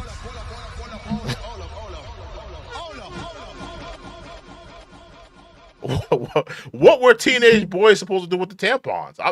Tampon Timmy, please, can you break that down to us? What were the teenage boys supposed to do with the tampon? Like, what were they supposed to do with it? Like, were they supposed to like use them as napkins? Use them as chewing tobacco? Like, what were the teenage boys supposed? Like, I don't know. This is crazy. This is absolutely crazy.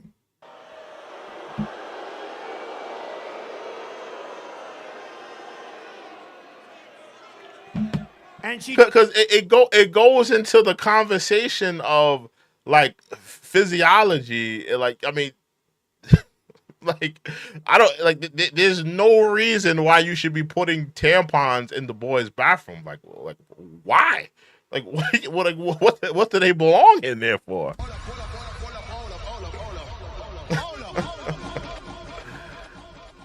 That's like putting a urinal in the woman's bathroom.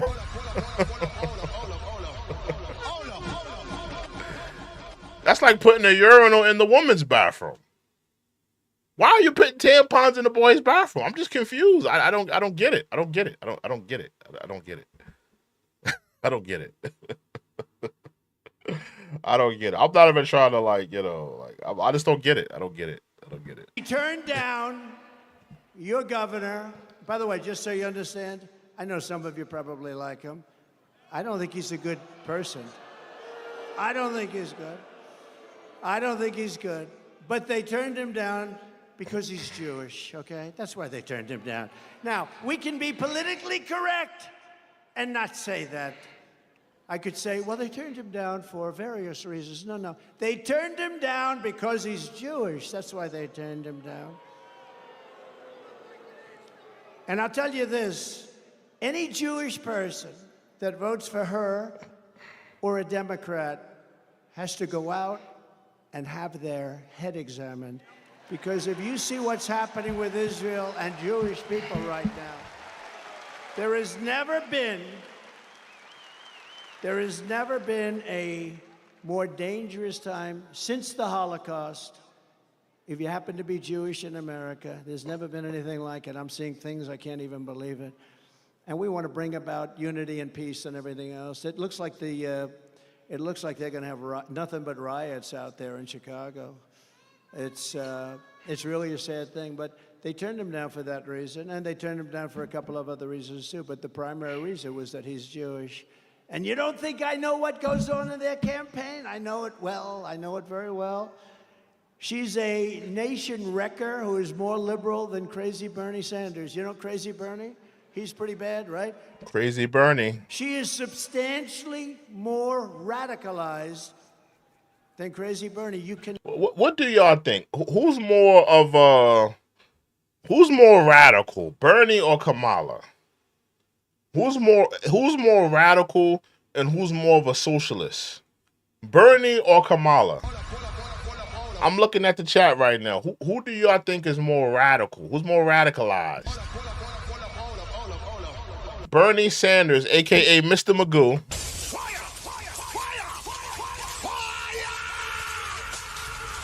Or Kamala Harris, aka the Pantsuit Messiah.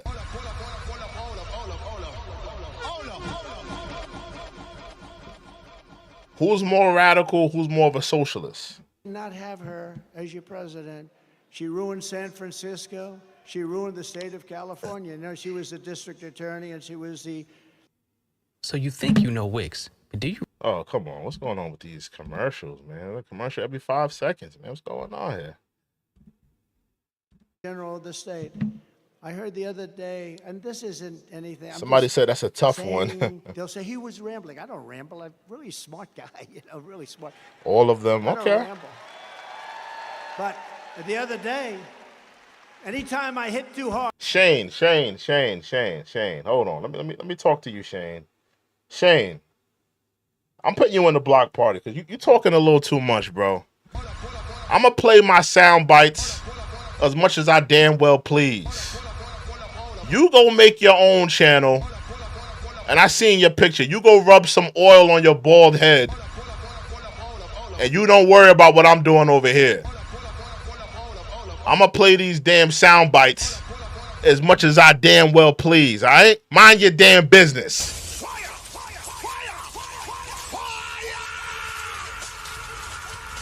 It's my damn show.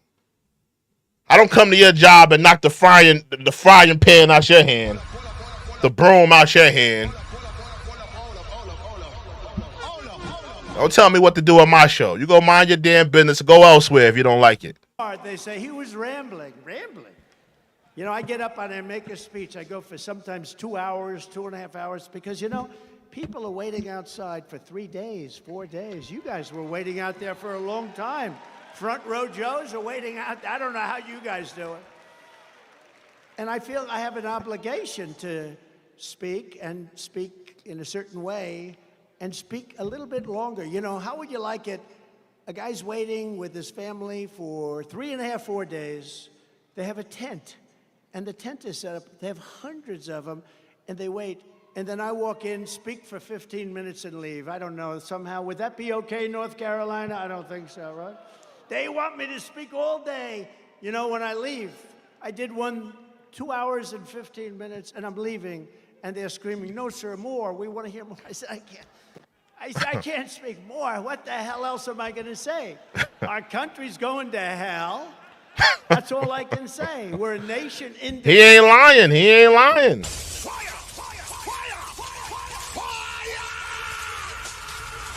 Listen, man, the country's in bad shape. Make no mistake about it. The country's in bad shape. And if we continue with this type of leadership from Kamala Harris and Joe Biden, we're going to be in even worse bad shape.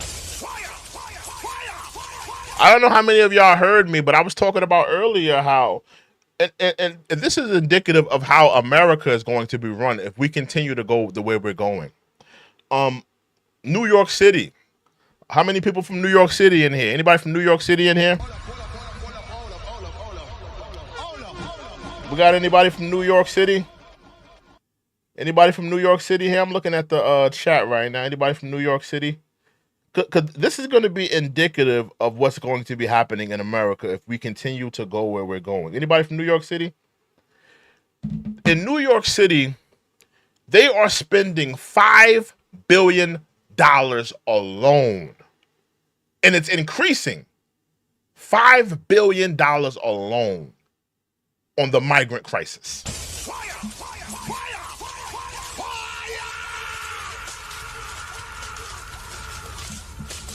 Think about that.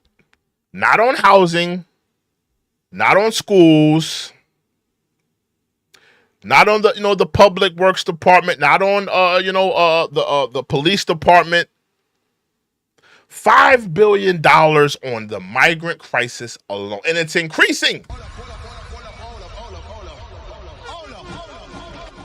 If Kamala Harris takes office, that's going to be indicative of what we're going to be dealing with in this country if you allow this woman to take office.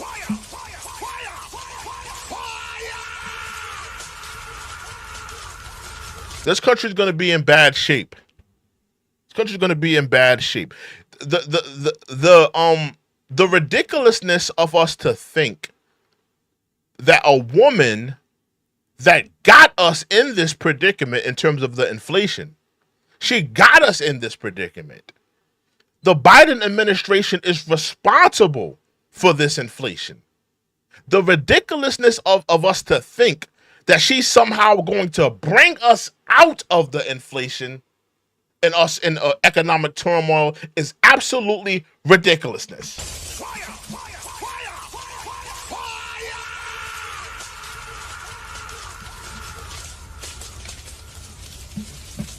You're asking someone that caused the inflation to somehow fix it now. And I would have a little bit of shred of respect for Kamala and Joe if they at least took the accountability and said, you know what, American people, we let you down. We didn't run the country like we should have. We blew a lot of money. We threw a lot of money here and everywhere. We're sorry, American people. Will you give us another chance? Instead of taking the accountability and saying, listen, American people, we overspent. That's the reason for the inflation. Instead of taking the accountability, they've pointed fingers at everybody else but them. It's the banking industry. It's the housing market. It's the food industry. It's the grocery stores. It's big pharma. It's the price of your medication. They point fingers at everybody but themselves.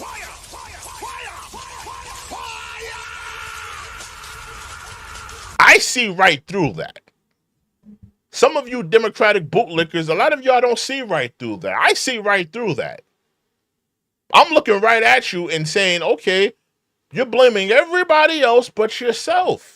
You're pointing at the banks and the housing market. You're pointing at big pharma. You're pointing at the food industry, but you're not pointing at yourself. You're not talking about all of your failures, all of the money that you blew, all of the money that you sent overseas, all the governmental overspending. You're not looking at that. Crazy. The Democrats, listen, the Democrats, they are not a friend to us. The Democrats are not a friend to us. They want to flood the country with immigrants, create an immigrant class.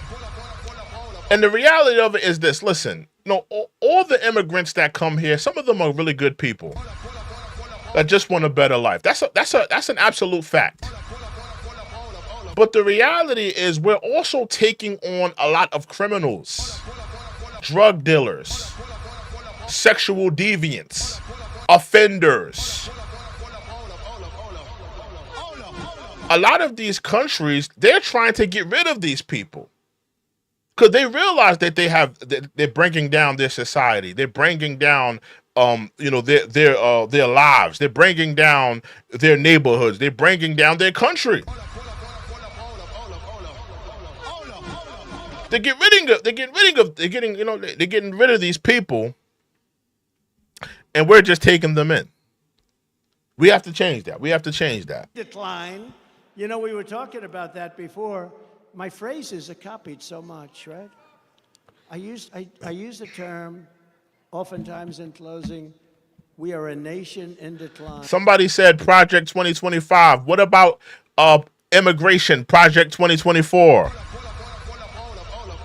Every time I see a Democrat say Project 2025, I think Democrats should hit I think the conservative right should hit the Democrats. But what about Project Immigration 2024?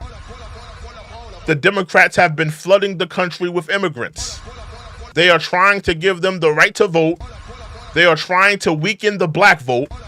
They are trying to weaken the white vote and create an immigrant class that they can incentivize and keep the Democrats in office for the next 50 years.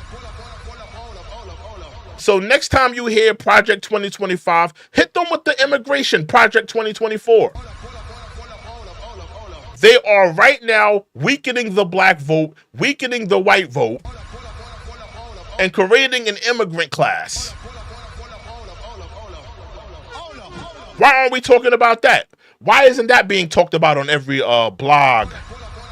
All I keep hearing is Project 2025, Project 2025. What about Immigration Project 2024? You think only the conservative right wings could build a manifesto and an agenda? You don't think the Democrats got an agenda of their own?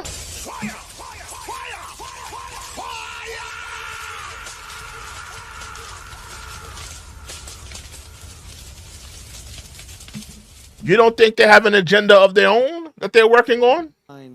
We are a failed nation. And I think it's a beautiful phrase, although I don't like the topic very much. I don't like what it represents, but there's a certain beauty. All of a sudden, all of these candidates, including Republicans, are saying we are a nation in decline. We are a failing nation. And I say, what the hell do they have to copy me for, right? But they have a lot of words that they copy. Many of our words, we were in the plane before coming in, and our people said, we went through a list. I think we're going to release a list. Let's release it. But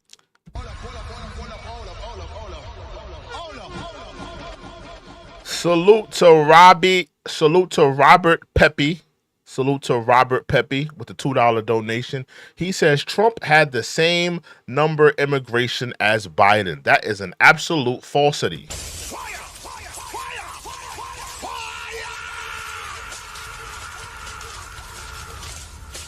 That's an absolute falsity. That is not true. He did not have the same. You could, now all of this stuff is you can look this stuff up. It's not like, this stuff is not Googleable. You could Google any of these things. His numbers were not the same as Biden's. That's for one. For two, he was working on the immigration thing. The Democrats, they're not working on the immigration problem.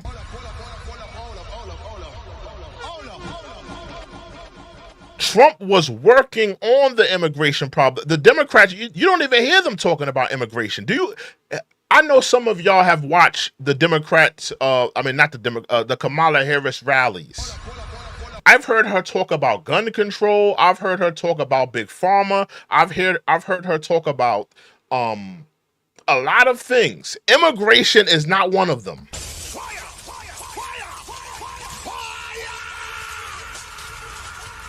I have yet to hear Kamala Harris talk about immigration. I have yet to hear it. I have yet to hear her talk about immigration. I have yet to hear her talk about none of it. She has not talked about it. It is not at the top of her agenda. They act like it doesn't exist almost. They act like immigration doesn't even exist. I mean, you heard what she said. She said she's never been to the border, but she was the border czar.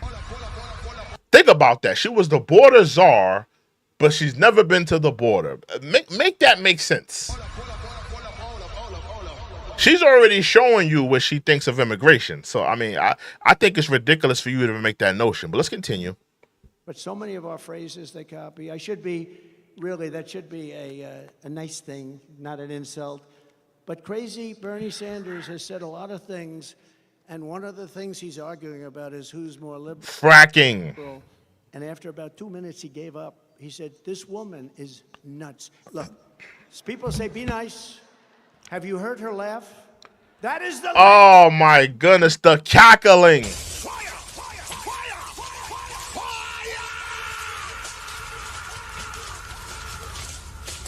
Kamala Harris, we are tired of your laugh.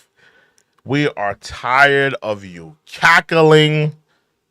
We are tired of you cackling like a cow nonstop.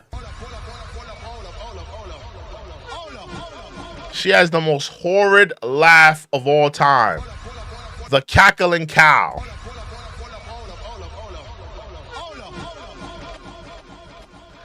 Robert Pepe with the $2 donation. He says, how can I get on to vocally argue my point?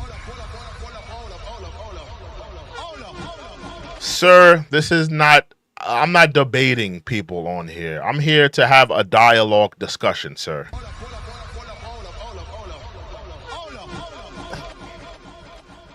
Stay tuned, though. Stay tuned. I may be implementing a phone system to the show. Stay tuned. I may be implementing a phone system at some point to the show.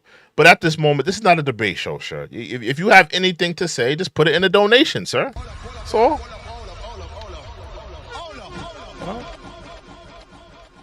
But make no mistake, Robert, you lied. You lied and said that the same numbers that Trump had in terms of immigration were the same numbers of Kamala Harris. That's a lie.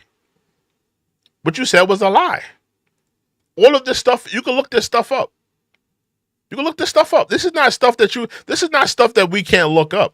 This is not stuff that we can look this stuff up, Robert. So I don't know why you blurted that out. I don't know why you thought that was like a true statement when what you said was a lie. It's all good, man, because you spent the money.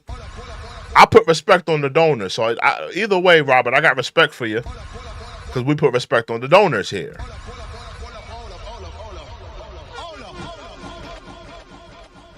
But if you want to have your opinion be heard, put it in the super chat. I'm going to read people's super. I read all super chats.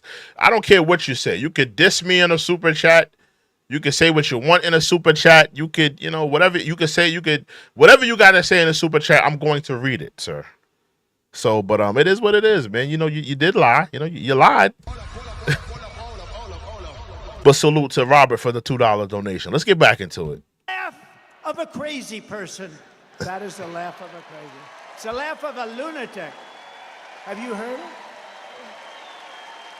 You know, they prohibited her. They prohibited her for laughing. I've been waiting for her to laugh because as soon as she laughs, the election's over. But we're winning by a lot.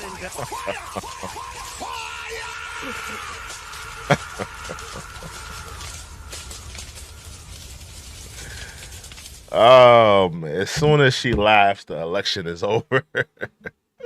I agree. I don't think nobody wants to hear her laugh. It's like, but you know, the crazy thing about Kamala, she can't stop laughing. What a thrill. She can't stop laughing. So, like, you know, everybody hates her laugh. It's one thing when somebody hates your laugh, but like they rarely hear it.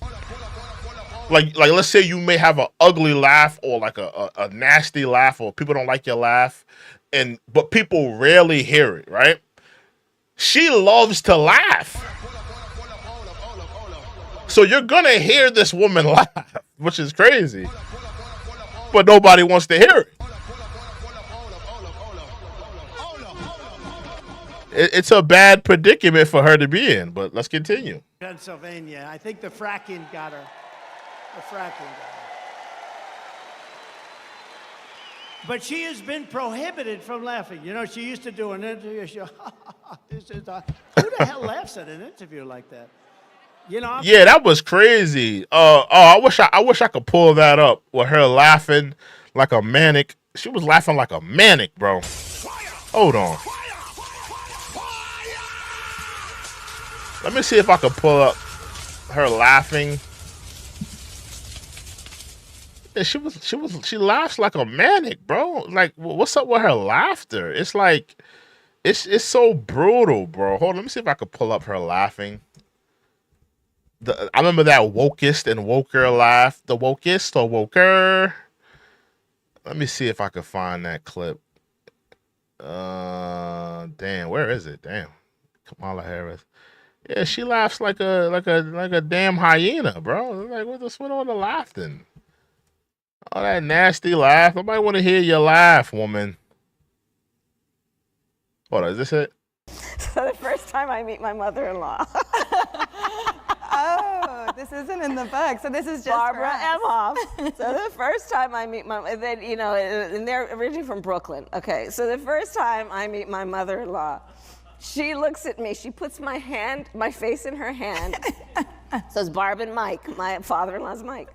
She puts my face in her hand. She looks at me and she says, "Oh, look at you. You're prettier than you're on television. Mike, look at her." No.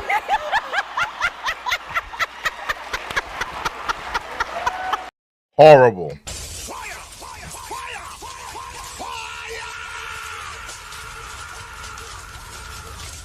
Horrible. She laughs like she laughs like a animal that's wounded. That's how she laughs. Sounds like a mortally wounded animal. That's what it sounds like to me. Terrible laugh. Terrible laugh. It is what it. I see a lot of Kamala sexuals. A lot of y'all butthurt that I had to mention that.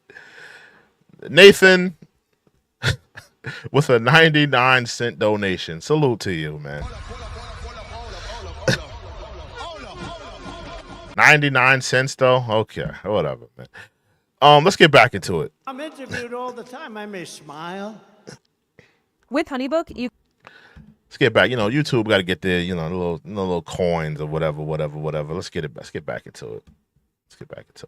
Asking you questions about things that it's not like a comedy club. And she'd break out. That's one of the reasons she refuses to do interviews, I think, because she laughs. It's so horrible. No, it's so horrible. But, you know, she hasn't done an interview like in 30 days or something like that. Why hasn't she done an interview?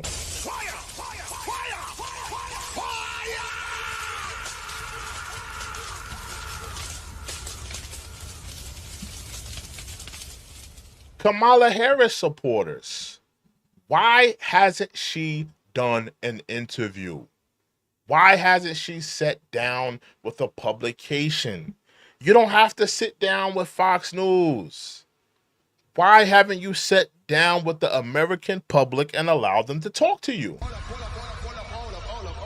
What are you scared? What are you hiding? Are you hiding that ugly laugh? That fake, phony, ugly laugh of yours? Or is that what you're hiding?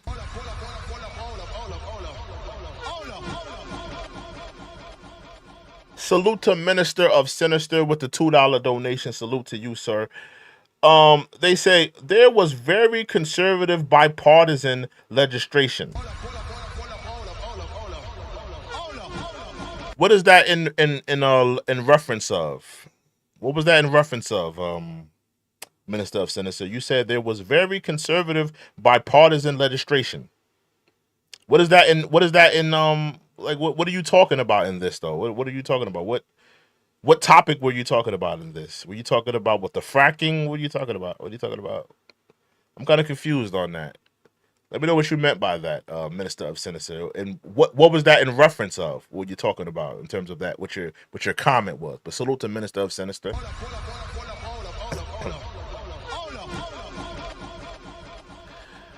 Salute to Amy. Salute to Amy Ellison with the $5 donation. Salute to you, ma'am.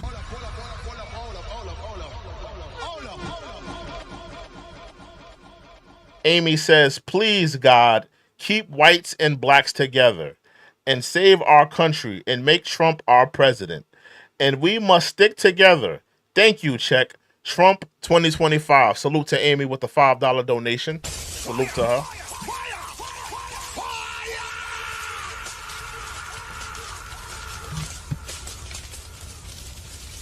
You know? Listen. I do think blacks and whites, yeah, we need to figure it out, man. We need to stick together because some of our issues in America, some of our issues, not all of our issues, but some of our issues are the same. Some of our issues are the same, and I kind of agree with what you're saying there, Amy. In terms of Trump and Kamala, I mean, I'm gonna be honest with you. I'm not supporting neither, to be honest. But if you had to ask me, I'm just keeping it real, y'all. I'm just keeping it real. And I know the conservative lefts are not gonna like this. The Democratic bootlickers aren't gonna like this. If I look at Biden's 4 years and I look at Trump's 4 years, Trump was a better president. He just was. Trump was better. I'm sorry.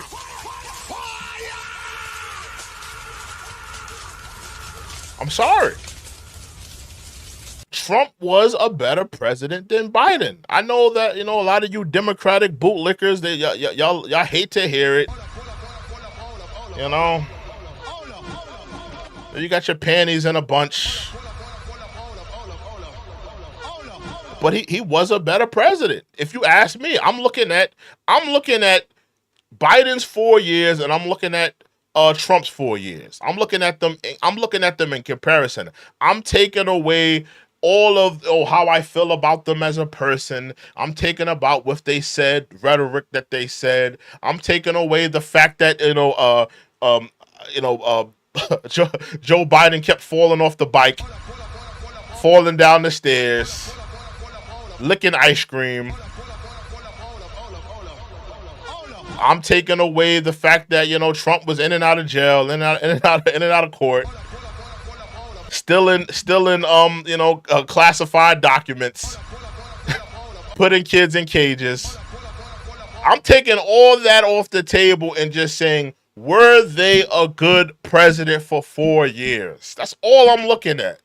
And when I put all that personal bias aside, I come away with Trump was a better president. I'm sorry.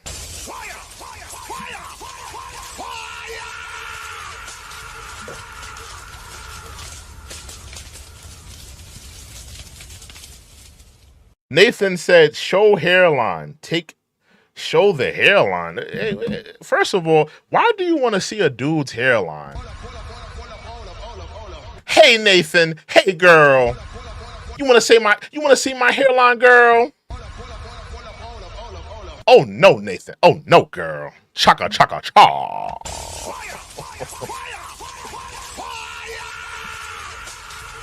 Worry about your own hairline, sir. My hairline is my hairline is intact, sir. There's nothing wrong with my hairline. I have plenty of videos with me with no hat on. Plenty of videos. You can go and check them out, sir. Set him up. Salute to Set him up with the $5 donation. He says, why are more minorities exposing themselves than back then? Coming from a Pacific Islander. What do you mean by that? You know, minorities exposing themselves. Set him up. In what way, though? In what way? In what way? Because there's a lot of ways to expose yourselves. And don't just limit it to just minorities. White people expose themselves as well. You know? And don't take off the table that we live in a society where we expose ourselves daily. We expose ourselves on the internet. We expose ourselves on Twitter, Facebook, Instagram. We come from a culture. At this point, we come from a culture in terms of social media and things of that nature. We come from a culture of exposing ourselves. So, you know, when it comes to minorities exposing themselves, I mean, I would say everybody's exposing themselves in this day and age.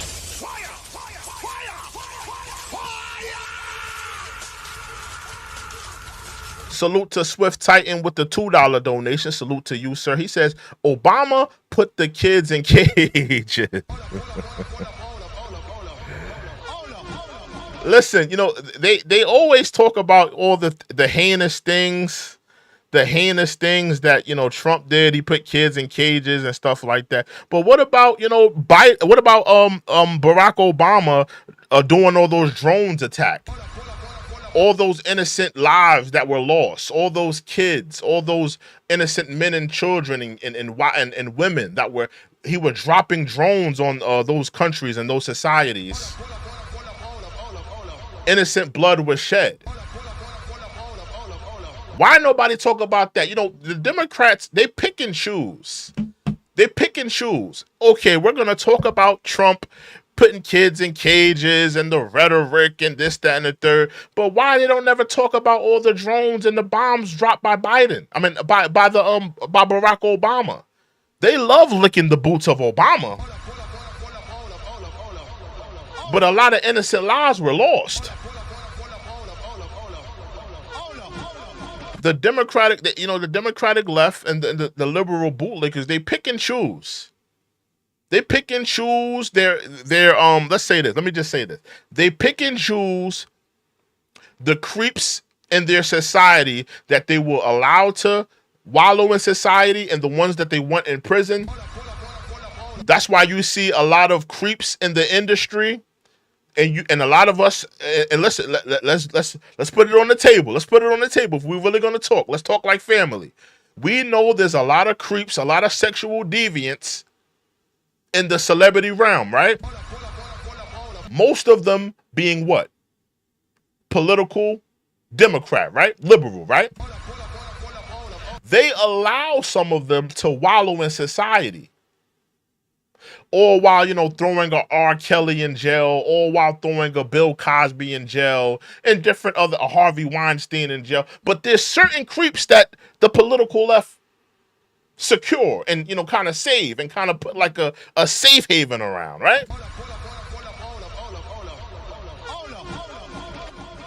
And the same thing goes with the Democrats. You know, they pick and choose. They pick and choose who's a criminal. They pick and choose whose rhetoric is not, you know, suited to be fit for the, you know, the populace. Just like, how about this? Let's throw this on the table. Because, you know, they love talking about Trump's rhetoric and the things that he said. How about this? What about when Joe Biden said, if you're not black, I mean, if you don't vote for Joe Biden, you ain't black.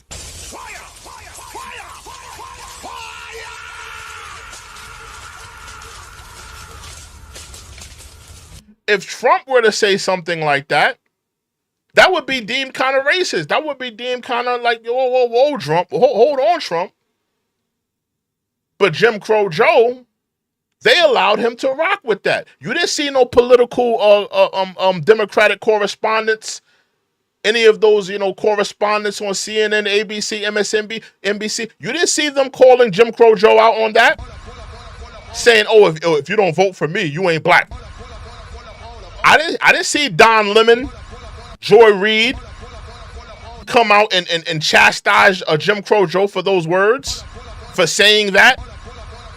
So the Democrats, they pick and choose. They pick and choose the celebrities that they're going to, rub shoulders with, whether they be creeps or not, whether they're going to out them or not. They pick and choose whose rhetoric they're going to allow. They're very selective. Very selective.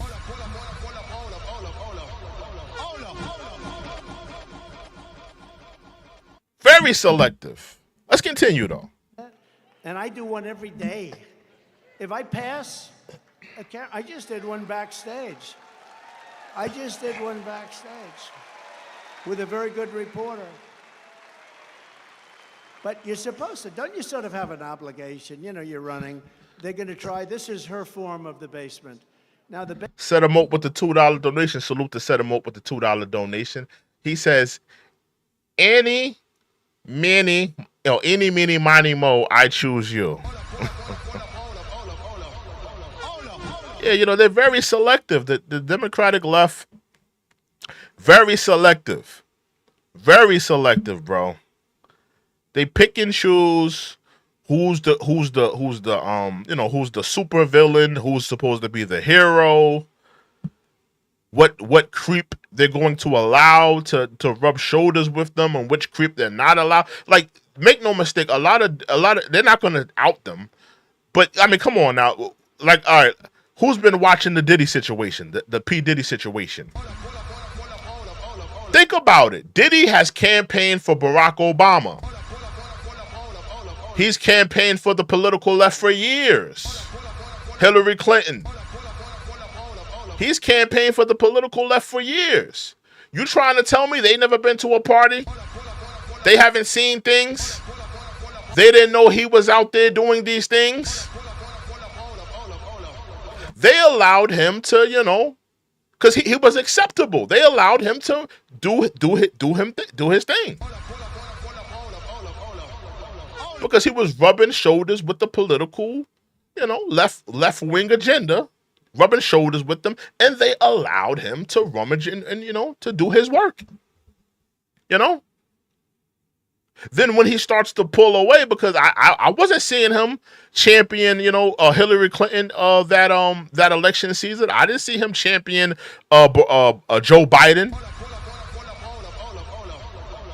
I heard him. If you was watching Diddy closely, he was saying that we need the Democrats to do more. I heard him saying stuff like that. Democrats need to do more, and we need to talk to both parties. I heard him with rhetoric like that. As soon as he started pulling back away from the Democrats, now you see all of this, the feds kicking down the door, he got all these tapes and all this and all that. And I'm not saying it's a conspiracy, and I'm not saying that somebody lied on him. I'm saying that they knew he was with all of this stuff, but he decided to throw out that script.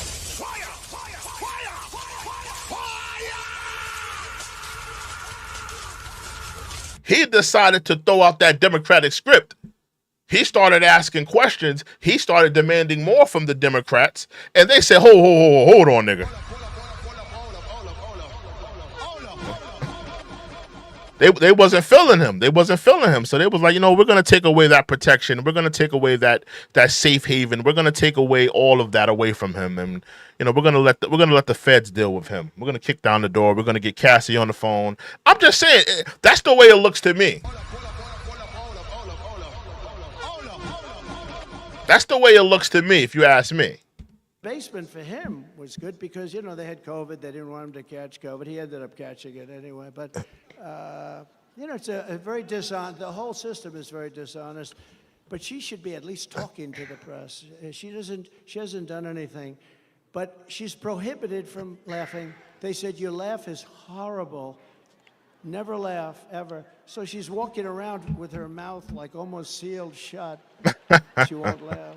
I want her to laugh. And then we'll just claim victory. Ladies and gentlemen, I'd like to thank you very much. Have the Democrats told her not to laugh anymore? Let me know. Kamala Harris supporters, are the Democrats telling her not to laugh? I'm not gonna lie. It seems like she's a little bit more tight-lipped now. You know, she's not as not laughing like she used to. She was very laughing all the time. Everybody had to be listening to her laugh all the time, and it was horrendous to the ears. Are the Democrats telling her to stop laughing? They may be. They may be. But we have a little video that we just put up. Would you like to see it? Go ahead. Just look. Yeah, I am radical. We need to get radical about what we are doing and take it seriously. As President of the United States, I am prepared to get rid of the filibuster to pass a Green New Deal. There's no question I'm in favor of banning fracking. We have to have a buyback program, and I support a mandatory buyback program. I believe it will totally eliminate private insurance. Let's eliminate all of that. But would you support changing the dietary guidelines? Yes. The food pyramid. What would people Yes. to reduce red meat specifically? Yes, I would. Raise your hand if your government plan would provide coverage for undocumented immigrants. Where do you stand on defund the police? This whole movement is about rightly saying we need to hit that like button, hit that subscribe button, y'all. If you haven't subscribed to the channel, subscribe to the channel. If you want to be a part of the discussion, please put it in a super chat. I want to hear what you guys are talking about, how you're feeling. We put respect on all donors here. take a look at these budgets. Harris asserted that ICE is perceived as the modern-day Ku Klux Klan. Are you aware that there's a perception? I see no. Are you aware that there's a perception? That puts ICE in the same category as the KKK. Is that what you're asking me? I see no parallel. I'm not finished. I see none. And yeah, I am radical. We need to get radical about what we are doing.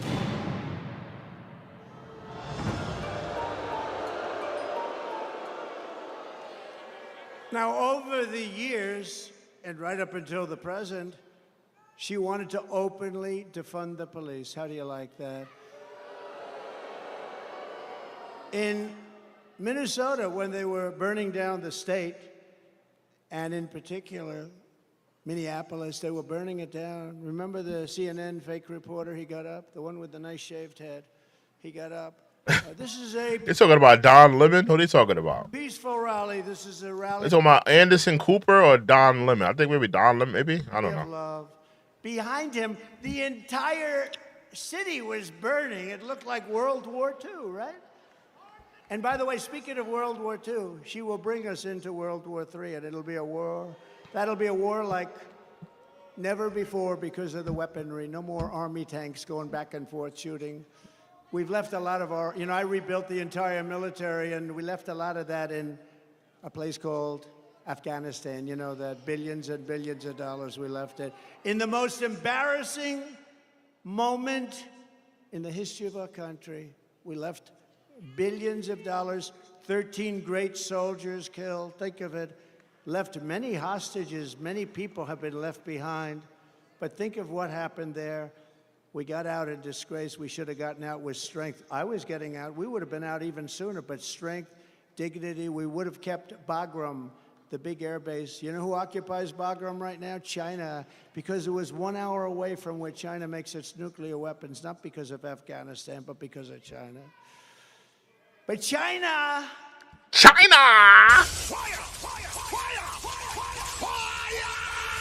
Why does Trump say China like that?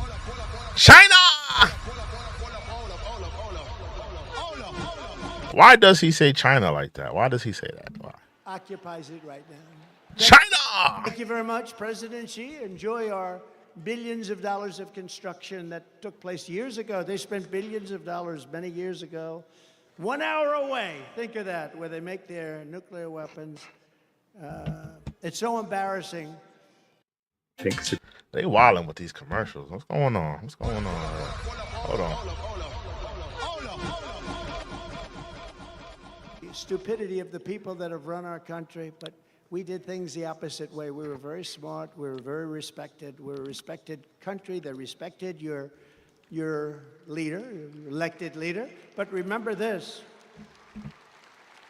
Victor. Salute to Set 'em Up with the $2 donation.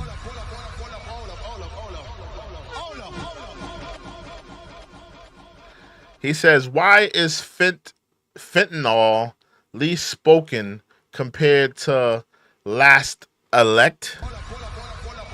Are you talking about the drug fentanyl? What are you talking about? Let me read that again. Why is fentanyl, I believe that's what you spoke, fentanyl, least spoken compared to last elect? Oh, you're asking why aren't they talking about like the drug fentanyl and why it's like, it being placed in our country? That's actually a good question, Sedamo. I don't know why they're not making that a priority in terms of because there is a lot of fentanyl overdosing. A lot of communities dealing with opioid addiction. I don't know. That's a good question, though. That's a good question. Why they're not like really tackling that this election? That's a good question. I don't know. Maybe because it's not on people's minds like it was during the last election. It should be, because there definitely still is an opioid addiction going on in America. A lot of people passed away from opioid addiction. So I don't know why they're not making it a priority. But I mean, I really blame the Democrats more so on that. Here's why. I blame the Democrats because the Democrats are supposed to be the conservative party. The Democrats are supposed to be the liberal party, the progressive party, They should be, talking about the fentanyl use. They should be, talking about these things.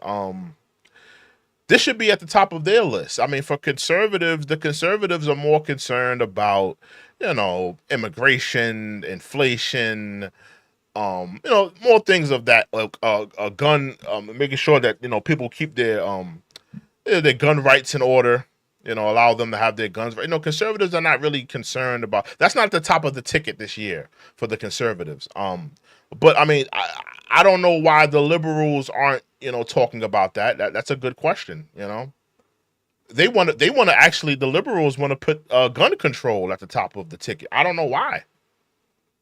I don't know why they want to put gun control at the top of the ticket. Because I'm looking at the people that support the Democratic left. I mean, you got, single black moms, you got the LGBTQ community.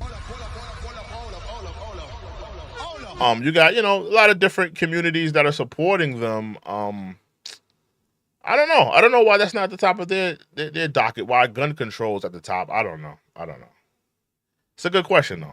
Orban of Hungary, Prime Minister of Hungary, they asked him pretty recently, they said, what's going on? The world is coming to an end. He said, if you want to stop it, re-elect the United States, re-elect Donald Trump, because when he was there, we didn't have any problems. We didn't have problems. Russia wouldn't have happened with Ukraine. Israel would have never been attacked on October. Now, this is when Trump starts to lose me. This is when Trump starts to lose me. And keep in mind, I'm not a Trump supporter and I'm not a Kamala Harris supporter neither. But this is where Trump starts to lose me, when he says, "Hey guys, if I was in office, Ukraine and Russia would have never happened, and Israel and Hamas would have never happened, and this would have never happened." The only incident that I could probably give him a little bit of political pull, maybe Ukraine and Russia, because I think Trump and Putin have a good relationship. I think that's the only situation I could see him having pull in. In terms of the Israel situation, Trump had no pull in that. He had no, he keeps saying that, Iran was broke and yada, yada, yada. It's already been reported that they were working on that attack for years. They were working on that attack for years. So that was just going to be imminent. It was just a matter of time before that happened. But, the Ukraine situation, he may have had a little bit of pull in that. But I mean, I don't know. I think he's a little off basis when he says that would have never happened. Just say that you could have probably helped with it. I don't really buy you. Not you just because you're in office, that was never going to happen. I'm not buying that. Just say that you could have probably helped mediate. Yeah, I think you should stop short at that. Saying that it would have never happened because of you, I disagree. Salute to Immortal Legend with the $10 donation. Salute to you, sir.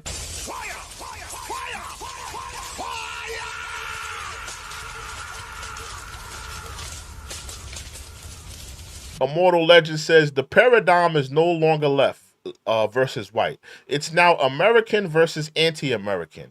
We should also talk about how Big Pharma stands to make money from the Narcan use. Yeah. I agree.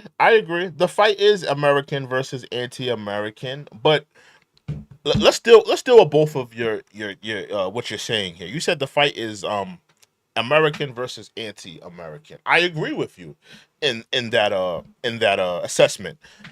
Who's funding the anti-American side? Who's funding it? Look at it.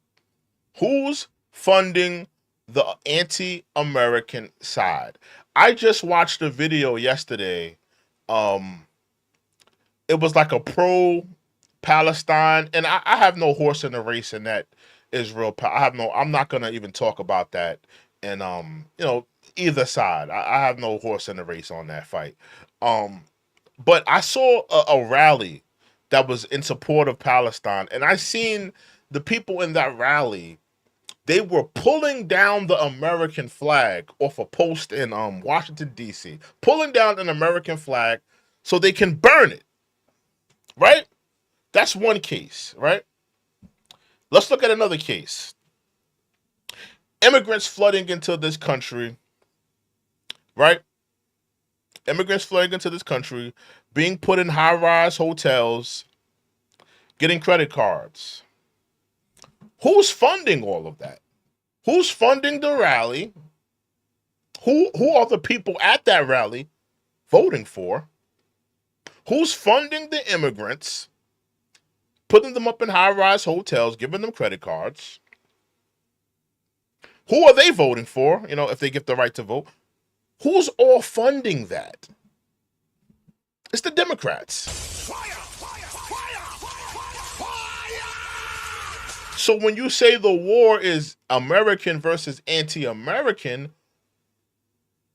the Democrats are funding one side. They're not funding both sides. They're funding one side. So that's the first thing you have to look at. And in terms of Big Pharma, taking advantage of the nation and making money off of Narcan, that's absolutely happening.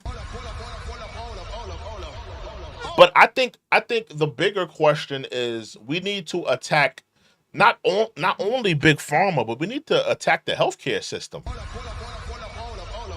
Big Pharma and the healthcare system is designed to make money off of people, whether they be drug users, whether they be dealing with ailments. It's designed to take advantage of people dealing with serious things. Whether it be addiction, whether it be, some form of disease. It's designed to put you on a payment plan, to put you, make some type of money off of you.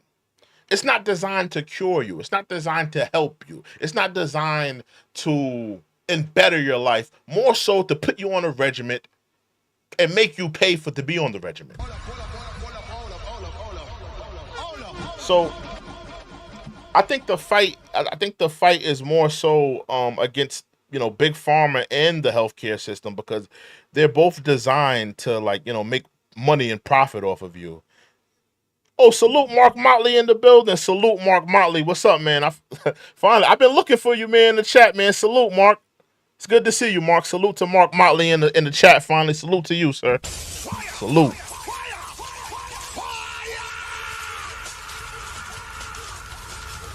Yeah, I've been looking for you, Mark. What's up, man? Good to see you, bro. Set him up with the $2 donation. He says, "Wake up, Joe, Sleepy Joe." Wake up, Joe. And Swift Titan says, $2. He says, "Oh, he's correcting this situation." Okay. Yeah, I agree with his point. I agree with Immortal Legend. I agree with him. I agree with both. I agree with both his arguments when he said it's American versus anti-American. I agree with that. It is anti-American versus American. And, we all know Big Pharma's taking advantage of, addicts and users. They're taking advantage of those people. That's what Big Pharma does. They take advantage of people that are dealing with ailments, whether it be from cancer, whether it be from somebody with diabetes and they're getting insulin, whether it be from somebody's an addict and they need Narcan. They take advantage of these people. It's not designed to help you. Salute to Mark Motley with the $10 donation. Salute. He says subscribe and hit that like, everyone. That's a fact. Salute to Mark Motley. That's a fact. Yeah, salute to Mark Motley. Salute. Let's get back into it. 7th, never. Iran was broke. They had no money. I told China, you buy oil from them, you can't deal with us. I told that to many countries, anybody that dealt there, so they didn't buy oil. Oil's the whole thing, the big deal. And they were broke. Now they have $300 billion. Think of it. They have $300 billion now. They have plenty of money. We're run by stupid people, and we have to change. We are. Oh, we're not going to have a country left. We didn't let countries take advantage of us. France was going to charge our corporations tremendous amounts of money for doing business in France. You know this, David. David is very familiar with what happened. And I went to my people. I said, tell them we're not going to put up with it. They're not going to charge our companies because we want our companies to do well so they can employ people. It's sort of simple. I didn't even like a lot of the companies that they were dealing with. I should have said, oh, great, let them charge. What the hell do I care? But they're American companies. And I said to Emmanuel Macron, I said, call him, because my people failed to make a deal. I said, you make a deal, you have 1 week, come see me. At the end of a week, they came. And let me say this as well. We have to get back to running this country like a business. The reality is Joe Biden is not a businessman. He's a politician. He's been in politics since Abraham Lincoln, since Moses was running for office. He's been in politics for a very long time. All he knows is politicians, being a politician. Kamala Harris is a prosecutor. Her job was locking people up. Litigation. We have to get back to running this country like a business. We have to get back to running this country like a business. Not running this country like a politician or a prosecutor, but like a business. Trump is a businessman.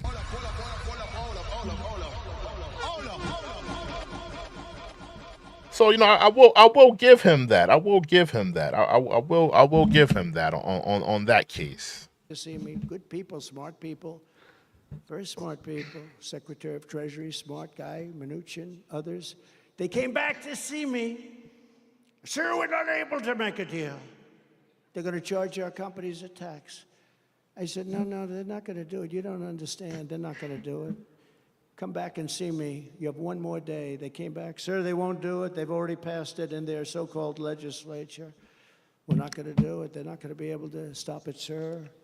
I said, we'll stop it. Get. Somebody said he banked. First of all, you called me a dummy. See, that's going to send you to the block party. Sorry. Oh, salute. Oh, Mark Motley handled that. Salute to Mark Motley. Yeah, somebody said Trump bankrupt all of his business. That's a part of business. Sometimes when you have a failing business, you have to file for bankruptcy. All that tells me is he's smart. When a business is doing bad, he knows how to maneuver. That's all you told me.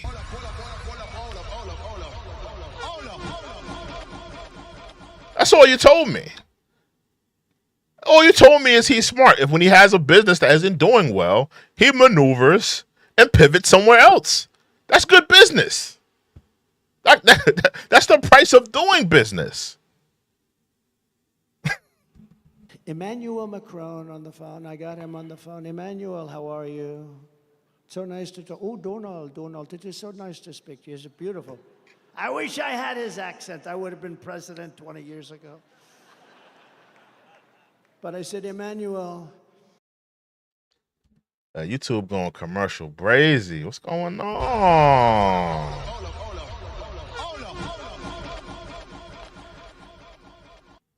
Why they going commercial brazy? I understand you're charging our companies a lot of money. Oh, well, you know, this has been in the works for many years, Donald. And yes, it is done. It is really done. There's nothing we can do about it. I said, okay, good. Emmanuel, here's the story. If you don't get rid of that tax within 24 hours, starting on Monday morning, it was a Friday, I'm going to charge every bottle of wine and champagne that you send into our country. I'm going to charge you a tariff of 100% on every bottle. And you will not be sending too many bottles of champagne and wine. That's a fact. We need to start charging these other countries, man. Why are we getting taken advantage of all these other countries? Think about it. We're getting taken advantage of in business. We're getting taken advantage of in the immigration department, them sending over their criminals. Why do all these countries get to take advantage of us, but we can't tax them? Why can't they pay the piper? The American public, we're paying the piper. What all the damn taxes they got on us, but no, these other countries can't pay the piper? It's about time they start taxing some of these countries, in my opinion. You know? It's about damn time. Salute to Set 'em Up with the $5 donation. He says, I will not judge you for who you will vote for, but please do your research for N05 before you this is Ebonics, man. Set 'em up. This is Ebonics, man. I'm not good with Ebonics, man. I'm not good with Ebonics. Do your research before you know yourself. Before you know yourself, okay. But the future that will have to deal with our decisions. I agree with that. I agree with that.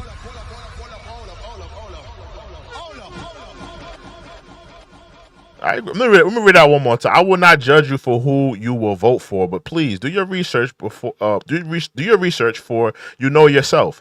But the future that will have to deal with our decisions. That's a fact. That's a fact. Because the future absolutely will have to deal with our decisions. That's an absolute fact. I agree with that. I see people love majoring in the minors. You're talking about my glasses is thick, not enough to see. What are you talking about my glasses for, bro?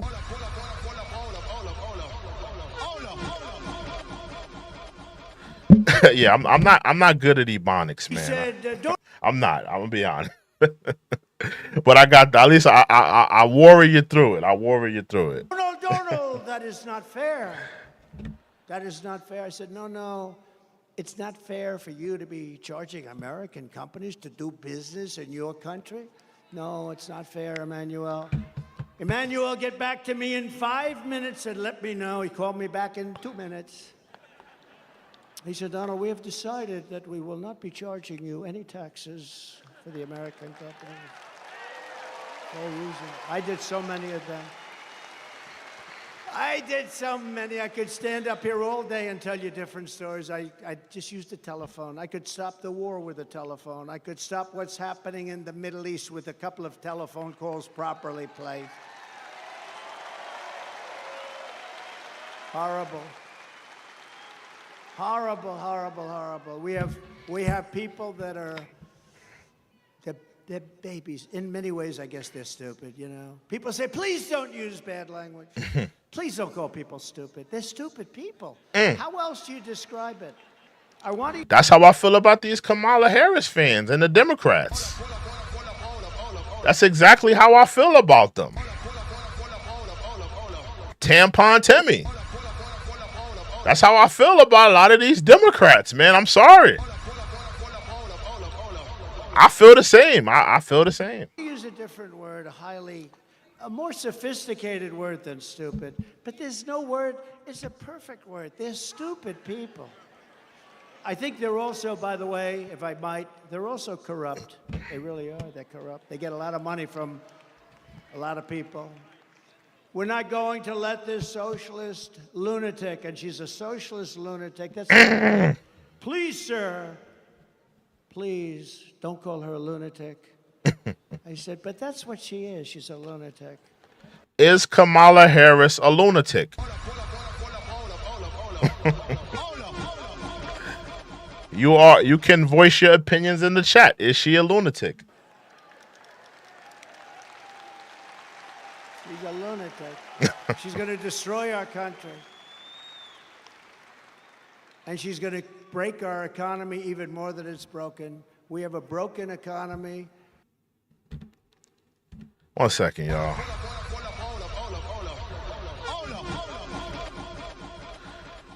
One second, y'all. Supply chain is gone. You know, you order something now. I don't know how many of you are in business, or even if you're ordering as a personal order, the order doesn't come. The supply chain is broken. Whoever thought of it? We never even talked about supply chain. Supply chain just worked. And because of what they've done, they've broken our supply chain.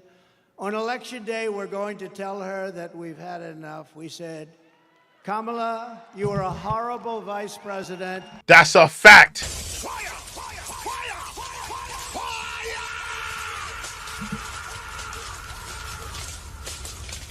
That's a fact. She is a horrible vice president. What has she been doing in the last 3.5 years? Kamala Harris supporters, please let me know. What has she been doing? She was the border czar. She never been to the border. Inflation went crazy. She's pointing fingers at everybody else but her administration. What has she been doing? Buying new pantsuits? Somebody has to answer for the bad leadership. Somebody has to answer for all the bad mistakes and the failures of the Biden administration. Somebody has to answer for it. And we can't put all of it on Biden. We have to look at Kamala. We have to look at the whole administration as a full body and staff. We have to look at all of them. All of them need to be held accountable. You're going to be a horrible president. We're not going to take it anymore. Kamala, you're fired. Get out of there. You're fired, Kamala. You're fired.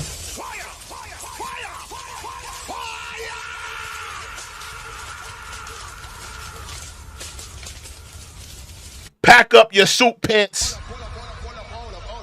Pack up your silk press weave. Pack up your cackle and laugh. It's time to go, Kamala, because you're fired.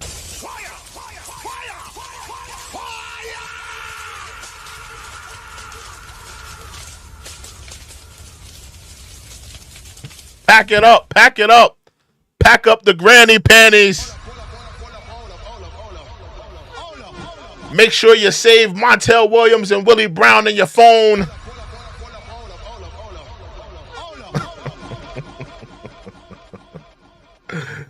It's time to go, Kamala. It's time to go. It's time to go. Pack your bags. Pack the boxes. Pack them up. Pack them up. Pack them up.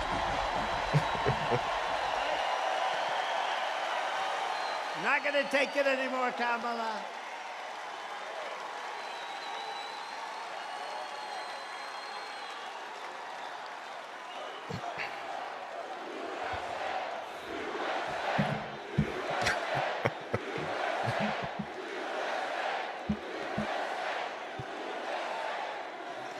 We're not going to take it anymore.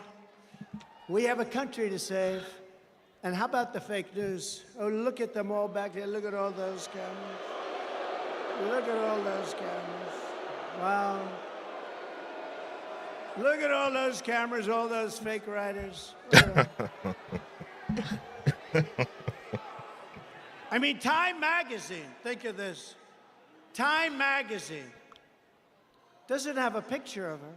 They have this unbelievable artist drawing her. Oh, I heard about this. He said that the painting that the artist made, he said it didn't look like Kamala. He said it looked like his wife. That's interesting, yeah. And I said, is that Sophia Loren? I couldn't. Oh, that's somebody. Oh, maybe I got maybe I got her mixed up. Is that Elizabeth Taylor? They say she's a beautiful woman. Who is it? It's so beautiful. Drawing. It's a drawing. They took a lot of pictures. It didn't work out, so they hired a sketch artist. Okay. I said, I'm sure, they must be celebrating the great life and times of the magnificently beautiful Sophia Loren. And you're not allowed to say this anymore. You know, David, don't ever get caught in this trap, David, please. Don't ever call a woman beautiful, because that'll be the end of your political career. Please. I want to make your life much easier, David. By the way, he's also got a great wife, I have to say. He's got a great wife. When I told Hold on, y'all. Hold on. You know, I mean, I read a so-called Republican who Ronald Reagan didn't like, by the way, and she didn't like him, but she got credit for being this Reagan speechwriter. Highly overrated. I don't know anything about her. I don't know her. Treats me badly, but that's okay. She called it wrong. She's called it wrong now for about 8 years. But she said one thing that got me. She said Kamala has one big advantage. She's a very beautiful woman. She's a beautiful woman. So I decided to go back and reread the clause. I'm not saying he's, but I say that I am much better looking than her. I think I'm much better.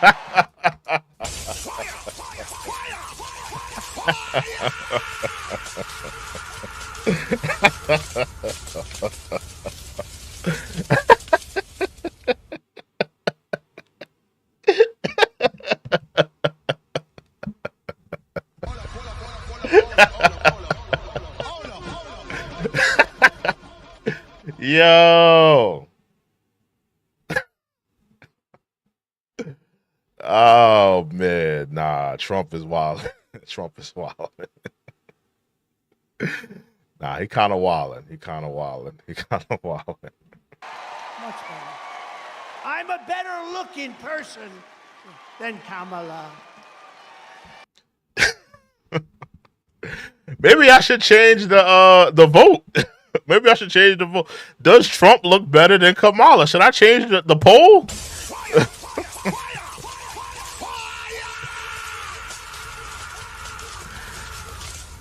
Maybe we should have a new discussion. Does Trump look better than Kamala?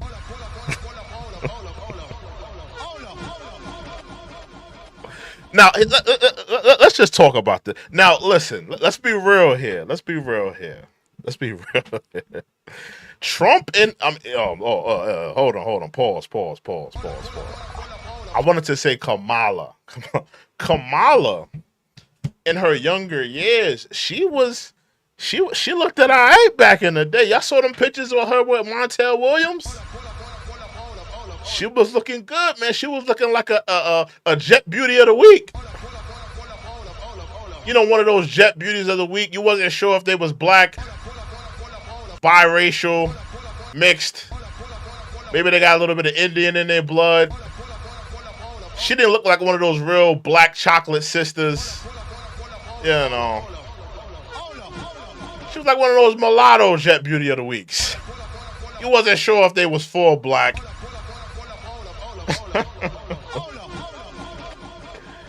But yeah, listen, Kamala in her younger years, she was all right, man. She was a nice looking woman back in her day, man. I'm not gonna lie, man. She was a nice looking woman back in her day. But I mean, listen now, the double chins is coming, But listen. You can't really go in on a woman when she get old, because you know she was a beautiful woman back in her day. I'm gonna give her credit, man. Kamala was a nice looking woman back in her day. I'm gonna give her that. I'm not gonna go in on her like that. She was a nice looking woman back in her day. We'll let her rock like that. Let's continue. No, I couldn't believe it. She said, you know, I had never heard that one. They said, no, her biggest advantage is that she's a beautiful woman. I'm going, huh. I never thought of that. I'm better looking than she is. In her speech yesterday, Kamala went full communist. You heard that? She went full communist. She wants to destroy our country. After causing catastrophic inflation, Comrade Kamala announced that she wants to institute socialist price controls. You saw that. Never worked. Yeah. Never ever worked. Yeah, she talked about regulating grocery prices. It'll never work.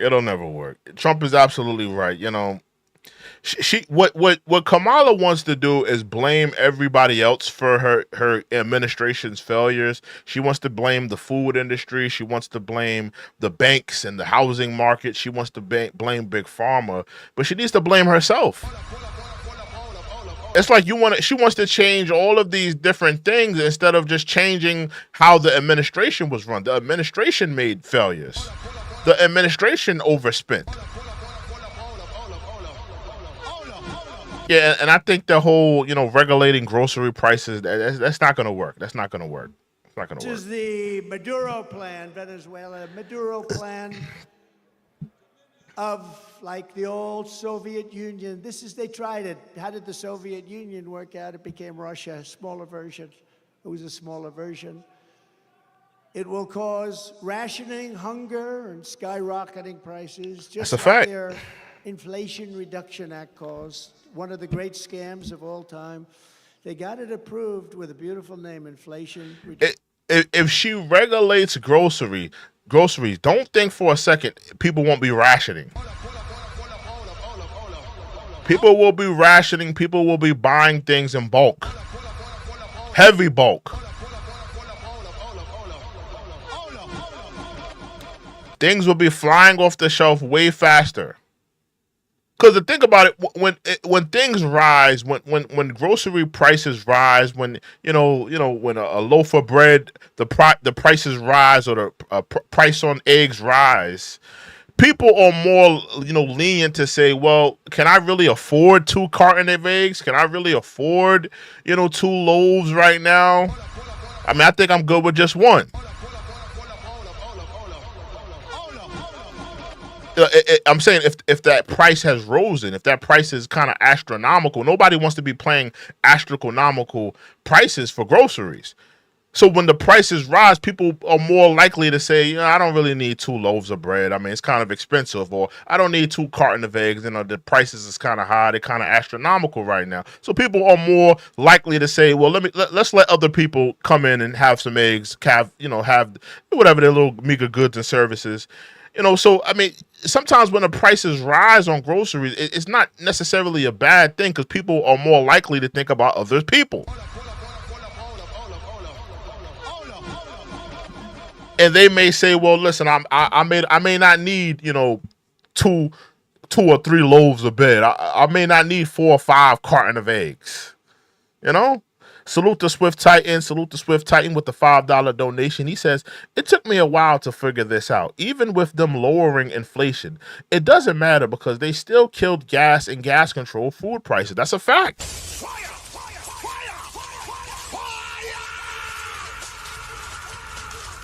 Remember, she's pointing fingers at all these different places, whether it be the food and all that. She never really addressed the gas prices. Because people are feeling inflation everywhere. It's not just the food. It's just not the housing market. It's just not the medication. What about the gas prices? She made no mention of the gas prices. People are feeling the weight everywhere. It's not just Big Pharma. She wants to create someone to blame. That's what she wants. She wants to create someone to blame. And she said, well, let's use the food industry. Let's use Big Pharma. Let's use everybody else. But, let's not look at our administration. Let's not take a good look at a hard look at what we're doing, But yeah, I agree. I agree with that statement. I definitely agree with that statement. Let's continue. Because inflation under their system has been so bad. It's gone up much more than 50%. They say 30, 40, 50, much more. People are being devastated. They're being devastated. But it's gone way up, way up. And they made a big mistake yesterday in her speech. I think she said, I had to play it back. I love the playback controls you have nowadays. They used to call it TiVo. Now they have TiVo. I think it's the single greatest invention. It's better than television. Because television would drive you crazy if you couldn't do a playback, right? Now I can play back. I heard the statement, and I heard that. Stephen Miller here, president of America First Legal. What is going on with these commercials, man? Fox News, y'all don't make enough money, man. What's all these commercials? And I said, she made a statement yesterday that from her time in office, essentially. Hit that like button. Hit that like button. We're trying to get to 200 likes tonight. Hit that like button, y'all. Hit that like button. I'm trying to get to 200 likes tonight. Hit that like button, y'all. Prices have gone up by 50%, something like. I said, did she just say that? I said that speechwriter is going to be fired. In fact, we took that section and we actually made a commercial on it. And we got the best commercial of the week. And we didn't do anything. We just played her back. But here's the problem. The things that she said yesterday don't work. They have never worked. They've never been used many times before in many other countries. They've never worked. They've just never worked. They've been used oftentimes, many countries, and in every single event, it ruined those countries. It's a communist system. It's what her father, a Marxist, he was a Marxist. All right, Trump has brought that up twice now. I'm taking count of it. He called Kamala Harris's father a Marxist. That's the second time he brought that up. Taking count of that.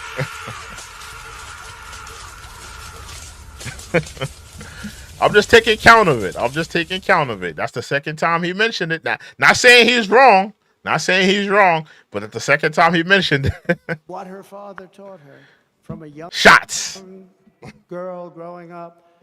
She's promising to hand out things she can't deliver. She can never deliver them. She'll never get them approved. Just like when she and Crooked Joe tried to give away student debt. Remember, she wanted to pay. How did that work out? Not too good. The students are saying, I love him because of student debt, but he got rejected. He definitely did. My student debt has not been forgiven.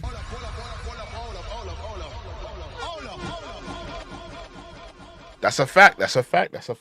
And this will be rejected even more so because what they're doing is a communist takeover of our country. Her plan is very dangerous because it may sound good politically, and that's the problem. And we have to be very. My opinion. You said you didn't answer to me. My opinion. You are not special. Nobody cares about what you're talking about in that chat, sir. I hate to break it to you. I hate the fact that your mother and father didn't sit you down and tell you that your opinions are insignificant, sir. If you want to talk, if you have something to say, please put it in a super chat, sir. We put respect on the donors here who support the people who support the channel. Those people deserve to have their opinions heard.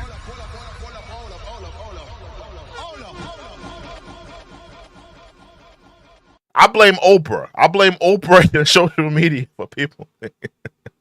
I'm not going to get into that. But yeah, if you want to have your opinions heard, we put respect on the donors here. And I want people to be a part of the discussion. Make no mistake, I want people to be a part of the discussion. I want people to add their opinions to the dialogue here. Right? Put it in a super chat. Man. Don't yell from the chat room all day. You put it in a super chat. I put respect on the donors here. I want to hear your arguments. I want to hear have the discussion, have the dialogue. I want to.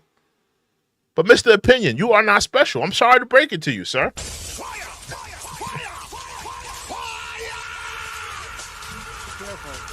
Because when somebody gets up and says, we're going to give you everything, $25,000 for a house, we're going to give you all sorts of little goodies, free health care, we're going to give you everything, universal health care, sounds so beautiful. And I told my people, you got to be very careful. I told the Republican Party, you have to be very careful. She's giving all this away, and somebody that really isn't into it, you know, we're largely, even groups like this, we're into it. We think about it all the time. We want to take back our country. We want to save our country. When somebody's giving, and you understand how bad this stuff is. This is communist, this is Marxist, this is fascist. But you know what? It's dangerous because she's saying that she's going to give away things that she'll never be able to get approved. She wants to increase the number of justices on the United States Supreme Court to 27. 27. I used to hear she was going up to 11. And then I heard it was... We're conducting our own poll here. Again, Trump is winning. Trump is winning in a landslide victory in the poll here. Landslide victory. Trump is winning in the poll. You can see the poll. Who you're voting for, Trump, Kamala, or neither. He's landslide winning the poll in here. 13, but then they said that's an unlucky number, so they went to 15. Yesterday, for the first time I heard, 27. We'll have to rebuild the entire Supreme Court because they won't have enough room for the judges. They won't have enough. And by the way, how courageous were our justices of the United States Supreme Court? What they did. Anybody been watching the news? The Supreme Court justice has stricken down. Let me see if I could actually find that. Give me 1 second. It had something to do with female, males participating in female sports. Let me see if I can pull that up for you guys real quick.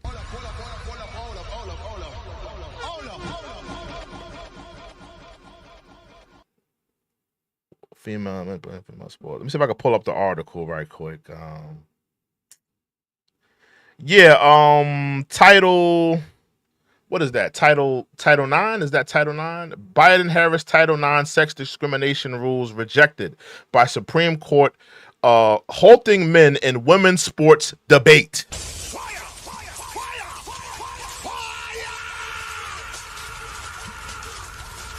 The Supreme Court refused to implement new Title 9 rules aimed at protecting transgender students from discrimination. They voted 5-4 on Friday to reject crucial parts of Biden-Harris administration proposal Title IX amendments. Interesting, very interesting.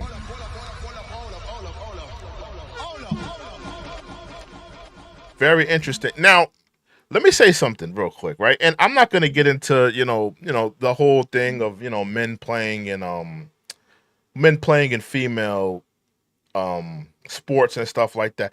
I'm not going to talk to that. I'm going to talk to something else that is more to my demographic and to more to where I'm coming from, how I feel about it.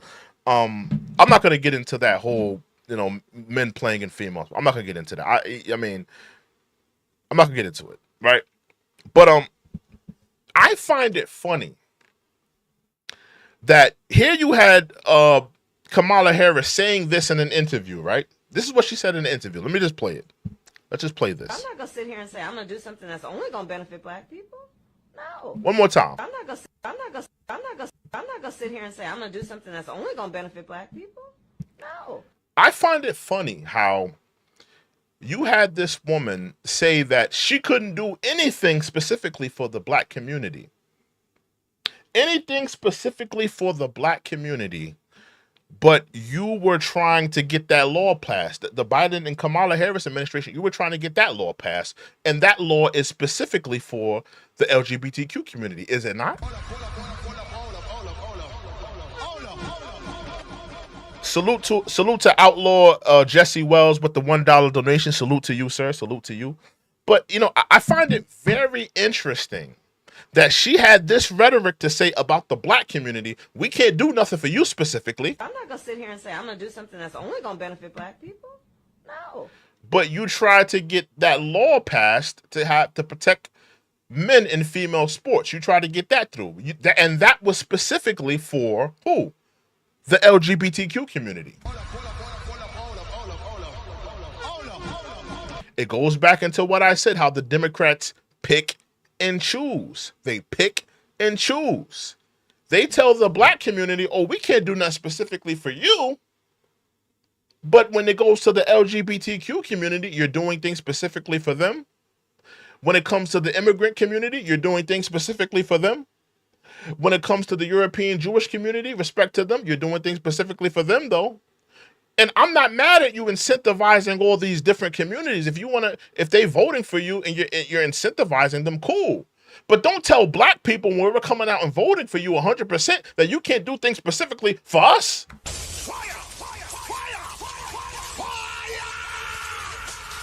Because you didn't tell the LGBTQ community that. You didn't tell the immigrant class that you couldn't do things specifically for them. I find it very interesting. They're saving our country. They're actually saving our country. What they've done is, they passed things that were so important, and they did it for the right, not for the wrong. They did the right thing. They did the right thing, and I just have such respect for them. The job they've done against, and the radical left plays the ref. You know the great Bobby Knight, he supported me. He used to fight with the referees all the time, scream at him, Bobby, please, don't do that. It's not going to work. He said, you're right, it's not going to work now, it's going to work for the next one. And the next call, there'd be a flagrant foul, and they wouldn't call it. They didn't want to get screamed at. The radical left. I'm Millie, a content creator coach. Hold on.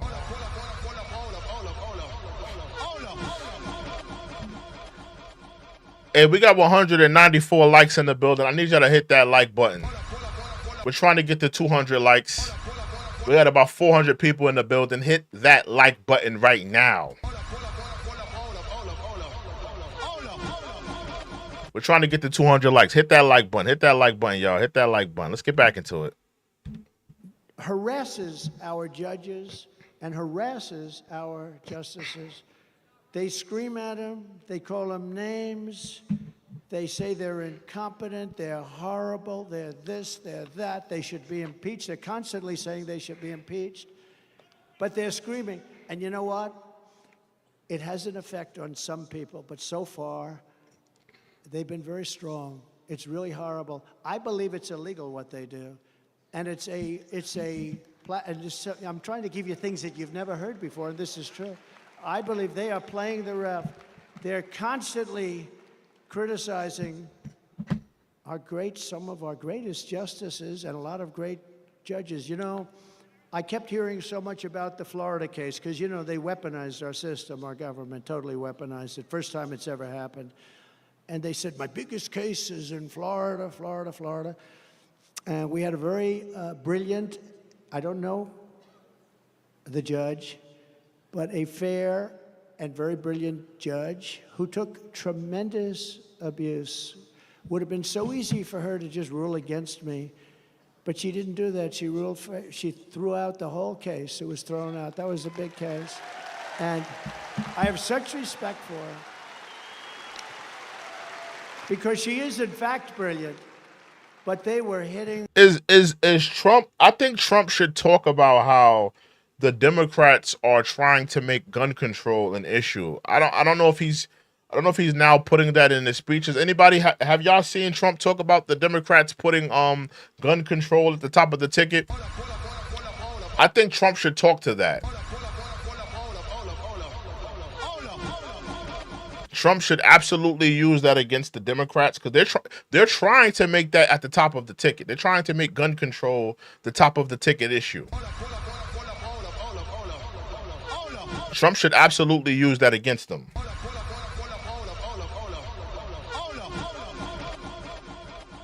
Absolutely. Her so hard. She's going too slow. She's that. She should be removed immediately from office. These people are horrible. I really think it's illegal what they do with judges and justices. They're playing the ref no different Then Bobby Knight, and he was great. He endorsed me, and Indiana was mine. He was a great coach. He's the last coach to go undefeated. I guess he was like 38-0.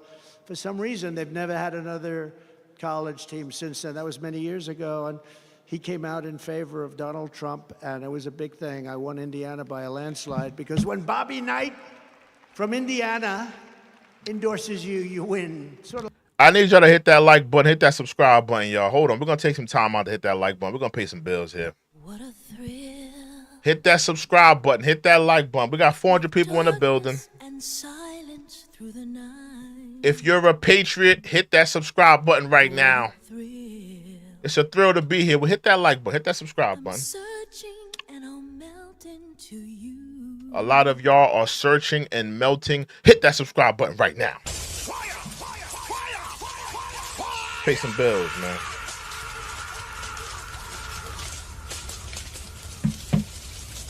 Let's get back into it. When I endorse you, you win too. We have a very good record of endorsement.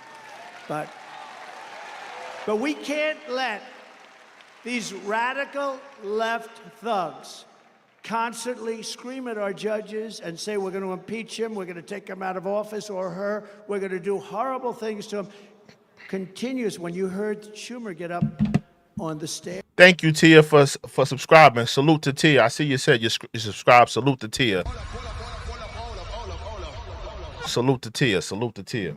Of the courthouse, Supreme Court, and talk about Kavanaugh, we're gonna get you, Kavanaugh, we're gonna hit you, or whatever the hell he said. If a mobster said that, they'd be put in jail immediately. He frankly should have been put in jail, or certainly spoken to very strongly. He got lucky. He got lucky. He had a couple of guys that didn't want to do it, and I understand that also, but he got lucky. But you know, we can't let him do that, and I just want to pay my respect to... Man, what's up with Fox News, man?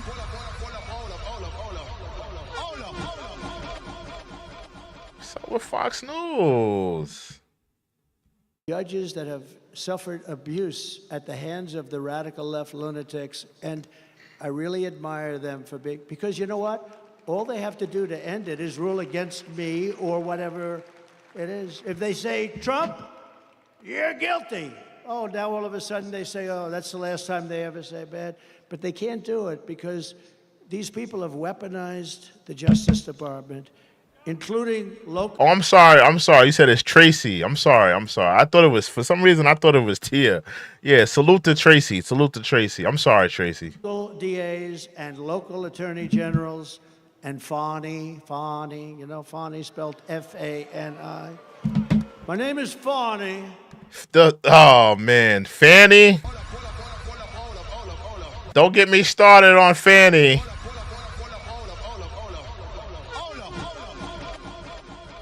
You know, running around with her boy toy. Wasn't he a married man when Fanny, the mammy Fanny was running around with him? The mammy Fanny was running around with a married man. Hey, Fanny, as well, the person running against you, they are calling for you to free Young Thug. They said if they get elected, they are freeing Young Thug on day one, Fanny. You better move fast. You better free Young Thug because the person running against you said they're going to free Young Thug right away. They know that case is flimsy. Right now, if you don't know Young Thug, he's another person that Fanny decided to put a case against him.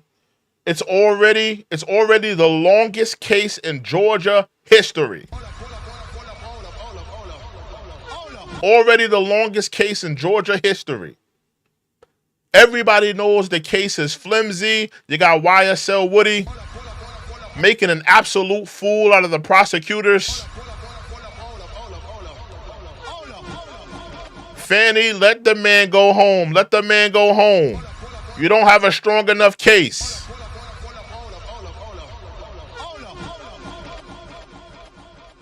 And Fanny reminds me a lot of Kamala. She really does. You get these, you know, some of these women, career women, and they make a career out of just locking up black men. Locking up black men right and left. And they use that to get to the next level. Fanny wants to lock up a bunch of black men and ultimately get another job where she has to, shuck and jive to a superior. Or let me not use, or tap dance to another superior.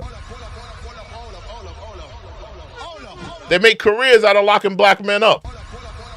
Creating cases on black men to lock them up.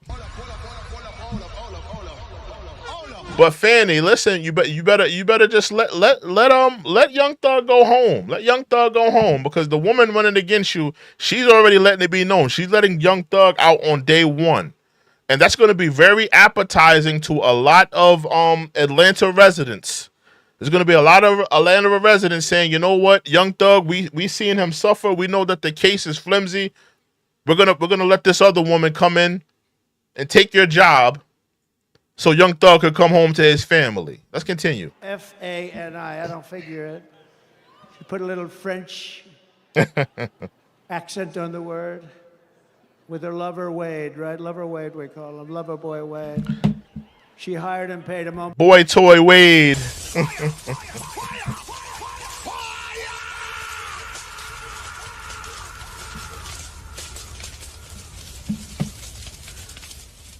Running around with that married man. Man, the ink on those divorce papers wasn't even dry yet. Running around with that married man. Paying for his trips. Sugar mama Fannie Willis. Flying them out here, flying them out there. Expensive dinners. Expensive chicken dinners. At Papa Do's. Anybody from Atlanta, you know about Papa Do's? King Crab, y'all know about any of them spots? Anybody from Atlanta? Or the Georgia area, know about King Crab, Papa Do's? Almost $1 million because of his great knowledge of the law. He never did it before. With us today is Daniel Campos, a pilot in Venezuela who now lives in Pennsylvania. Great gentleman. Daniel came to tell us what you think of... Somebody brought it up. They said Fanny had that dress on backwards. That's an absolute fact. Why did she have that dress on backwards? Inquiring minds want to know, why did Fanny have that dress on backwards? Why did she have it on backwards? I don't believe Fanny. I believe Fanny, I believe Fanny, she takes her time in the morning, right? Most women, when they get up, they going to work, they take their time. They're taking their time on their hair, taking their time on their makeup, what they're going to wear, what they're going to put on their feet. I don't believe Fanny just said, you know what, I'm going to put on my dress backwards, or I just don't know that this dress is on backwards. Why did she put on that dress backwards? Did she hypothetically, I don't know. Hypothetically, did she have an encounter with someone where she had to rush to put that dress back on?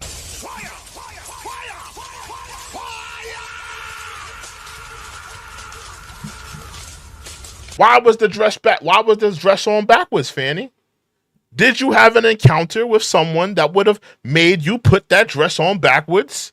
You know, where you had to unclothe fast, maybe had to put your clothes back on fast. I don't know, but people did see that you had a dress on backwards. Yeah, a quick change, a little quick change. What's going on with you though, Fanny? Why you taking off your dress, putting it back on fast? What's going on? What are you hiding?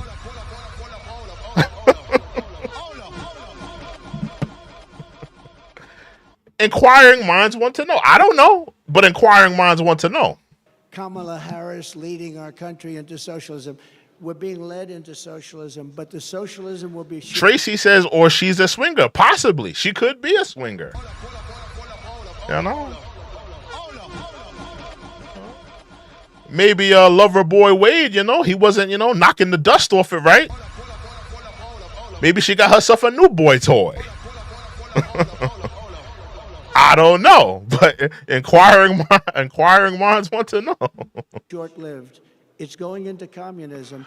If you would have told me, and if you remember many times during State of the Union, I would say, we will never have a socialist country, and everybody would applaud. But I was right, because we're really, I think, skipping socialism. We're going into communism. When they weaponize our government like this, that's what they do in third world countries. That's what they do in South American horror shows. That's what they do in banana republics. They've weaponized it, but I believe ours is even more corrupt. The New York court system is totally corrupt. They use the state and the city to go after me. They take top people in the Department of Justice and put them in the Attorney General. Letitia James, she campaigned on, I will get Trump. And they then go there, and then they go into the Manhattan DA's office. They use Hillary Clinton's lawyer and the Democrats' law firm to leave the firm and go into the DA's office in order to prosecute Donald Trump. And he's not lying. He's not lying. The Democrats, make no mistake, that the Democrats absolutely weaponized the justice system against him. Make no mistake. They absolutely weaponized the justice court system against him. Make no mistake. He's not lying. I have never seen a president deal with all of this judicial litigation. I have never seen a president, like he is a rarity in that case. And we all know the Democrats were behind it, and the Democrats were the ones, pushing the buttons, puppeteers of that whole thing. Trump, free of charge. They're not going to charge. Then he writes a book. This guy writes a book before the thing even went anywhere. Your 2020. Hold on, y'all. Hold on.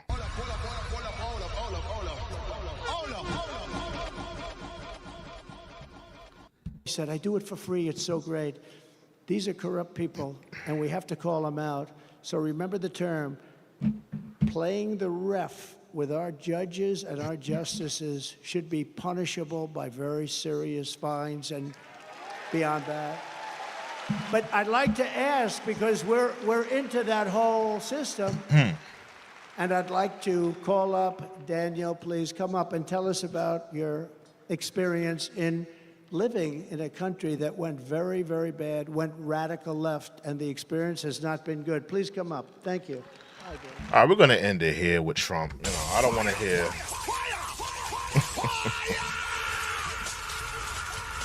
Whoever he wants to bring up, I don't want to hear them. But listen, man, he said, I've been watching a lot of Trump. I've been watching a lot of Trump campaigns. He's doing pretty good. I like the energy he's giving. I like the things he's talking about. Just my only critique of Trump. This is my only critique of Trump. Trump, he needs to talk a little bit more about what he's going to do to fix these things. A lot of times when he talks, he speaks in these generalizations. He just says, I'm going to fix this and I'm going to fix that. And it sounds good. And Trump, listen, a lot of people are rooting for you. A lot of people believe you. They believe you. They absolutely believe that you could fix these issues. But I ain't gonna lie, to a person like me who deals in this logic and who deals in wanting to hear how you're gonna fix it. I need to hear a plan as well. I need to hear a plan. Now, listen, I think Trump has some plans. I think he could come together with some plans. But I think he may have to think about talking a little bit more about how he's going to fix these issues in terms of the inflation and things of this matter. He's doing a good job though. But that would be a critique of mine. I think he needs to talk just a tad bit more of how he's going to fix these issues. Because it sounds good.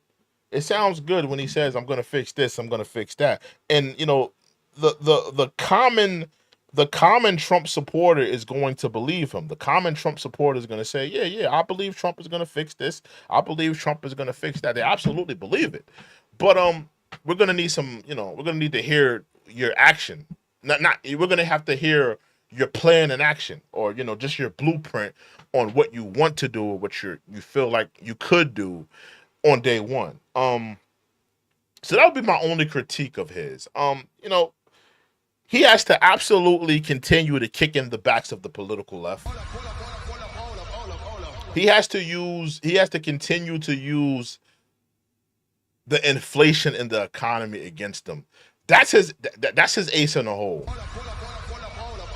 Trump supporters, you have to let it be known. Can tell him to continue to run the economy and inflation down the Democrats' throats. Continue to run it down their throats.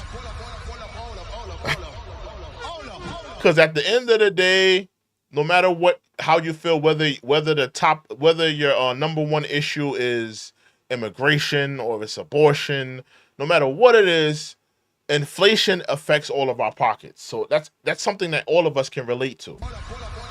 So you're going to have to tell him to continue to push that inflation and economy thing on them, because that's a battle that they can't win. They can't win that battle. They can't win the inflation and economy battle. They can't win that. That's his ace in the hole.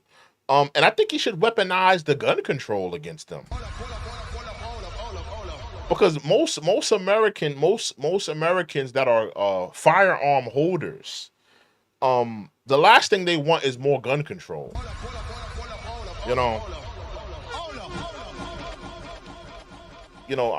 Especially anybody that's living in a red state. Anybody that's living in a red state, that's the last thing that they want to hear. And the last thing another thing he needs to talk more about is the fact that the Democrats want to tax you some more. That's another thing. The last thing American public wants to hear is more taxes. We do not want to hear more about taxes. It's a fact.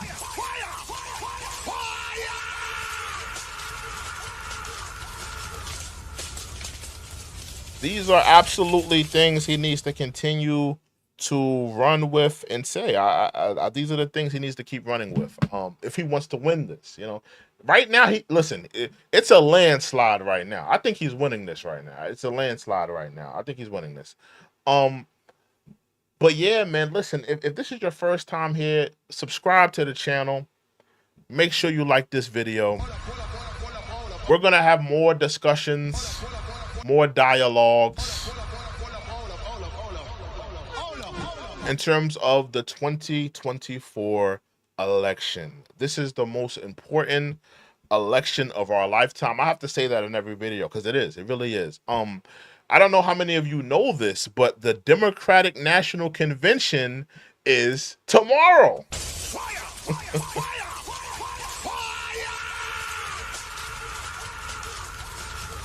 Day one of the Democratic National Convention is tomorrow. And yes, I will definitely be talking because they're going to be, listen, you're going to be seeing a lot of rappers with all their chains on talking about gun violence.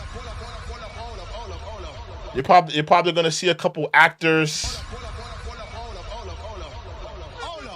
The Democrats are going to pull all of the Democratic bootlickers out on Monday and on Tuesday and for the rest of the whole national convention. So stay tuned. Listen, you're not going to want to miss it because we will be talking about everybody that they pull up there on stage. We got to talk about them.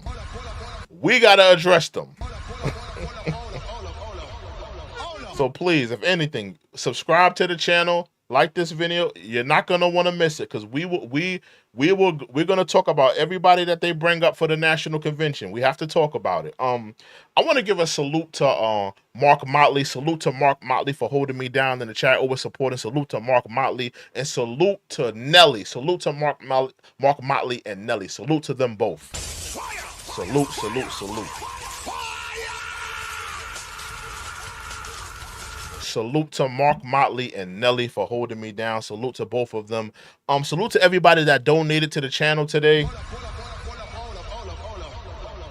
Salute to everybody who donated. And make sure you like, comment, and subscribe, man. Make sure you like, comment, and subscribe. But with that being said, man, I want you guys to have a good night. I hope you guys have been entertained as well as enlightened. I am your host, True and Livin. This is the check-in report. Also, salute to Tracy. I almost forgot. Salute to Tracy for telling me that she subscribed. Salute. I appreciate that. Salute to Tracy. Salute to Tracy. But with that being said, y'all guys have a good night, man. God willing, you will see me tomorrow. We're going to be live streaming. We're going to talk about the national convention, the people that they bring up. And with that being said, you guys have a blessed night, man. We are out of here. Y'all have a good night. What a thrill, with darkness and silence through the night. What a thrill. I'm searching and I'll melt into you.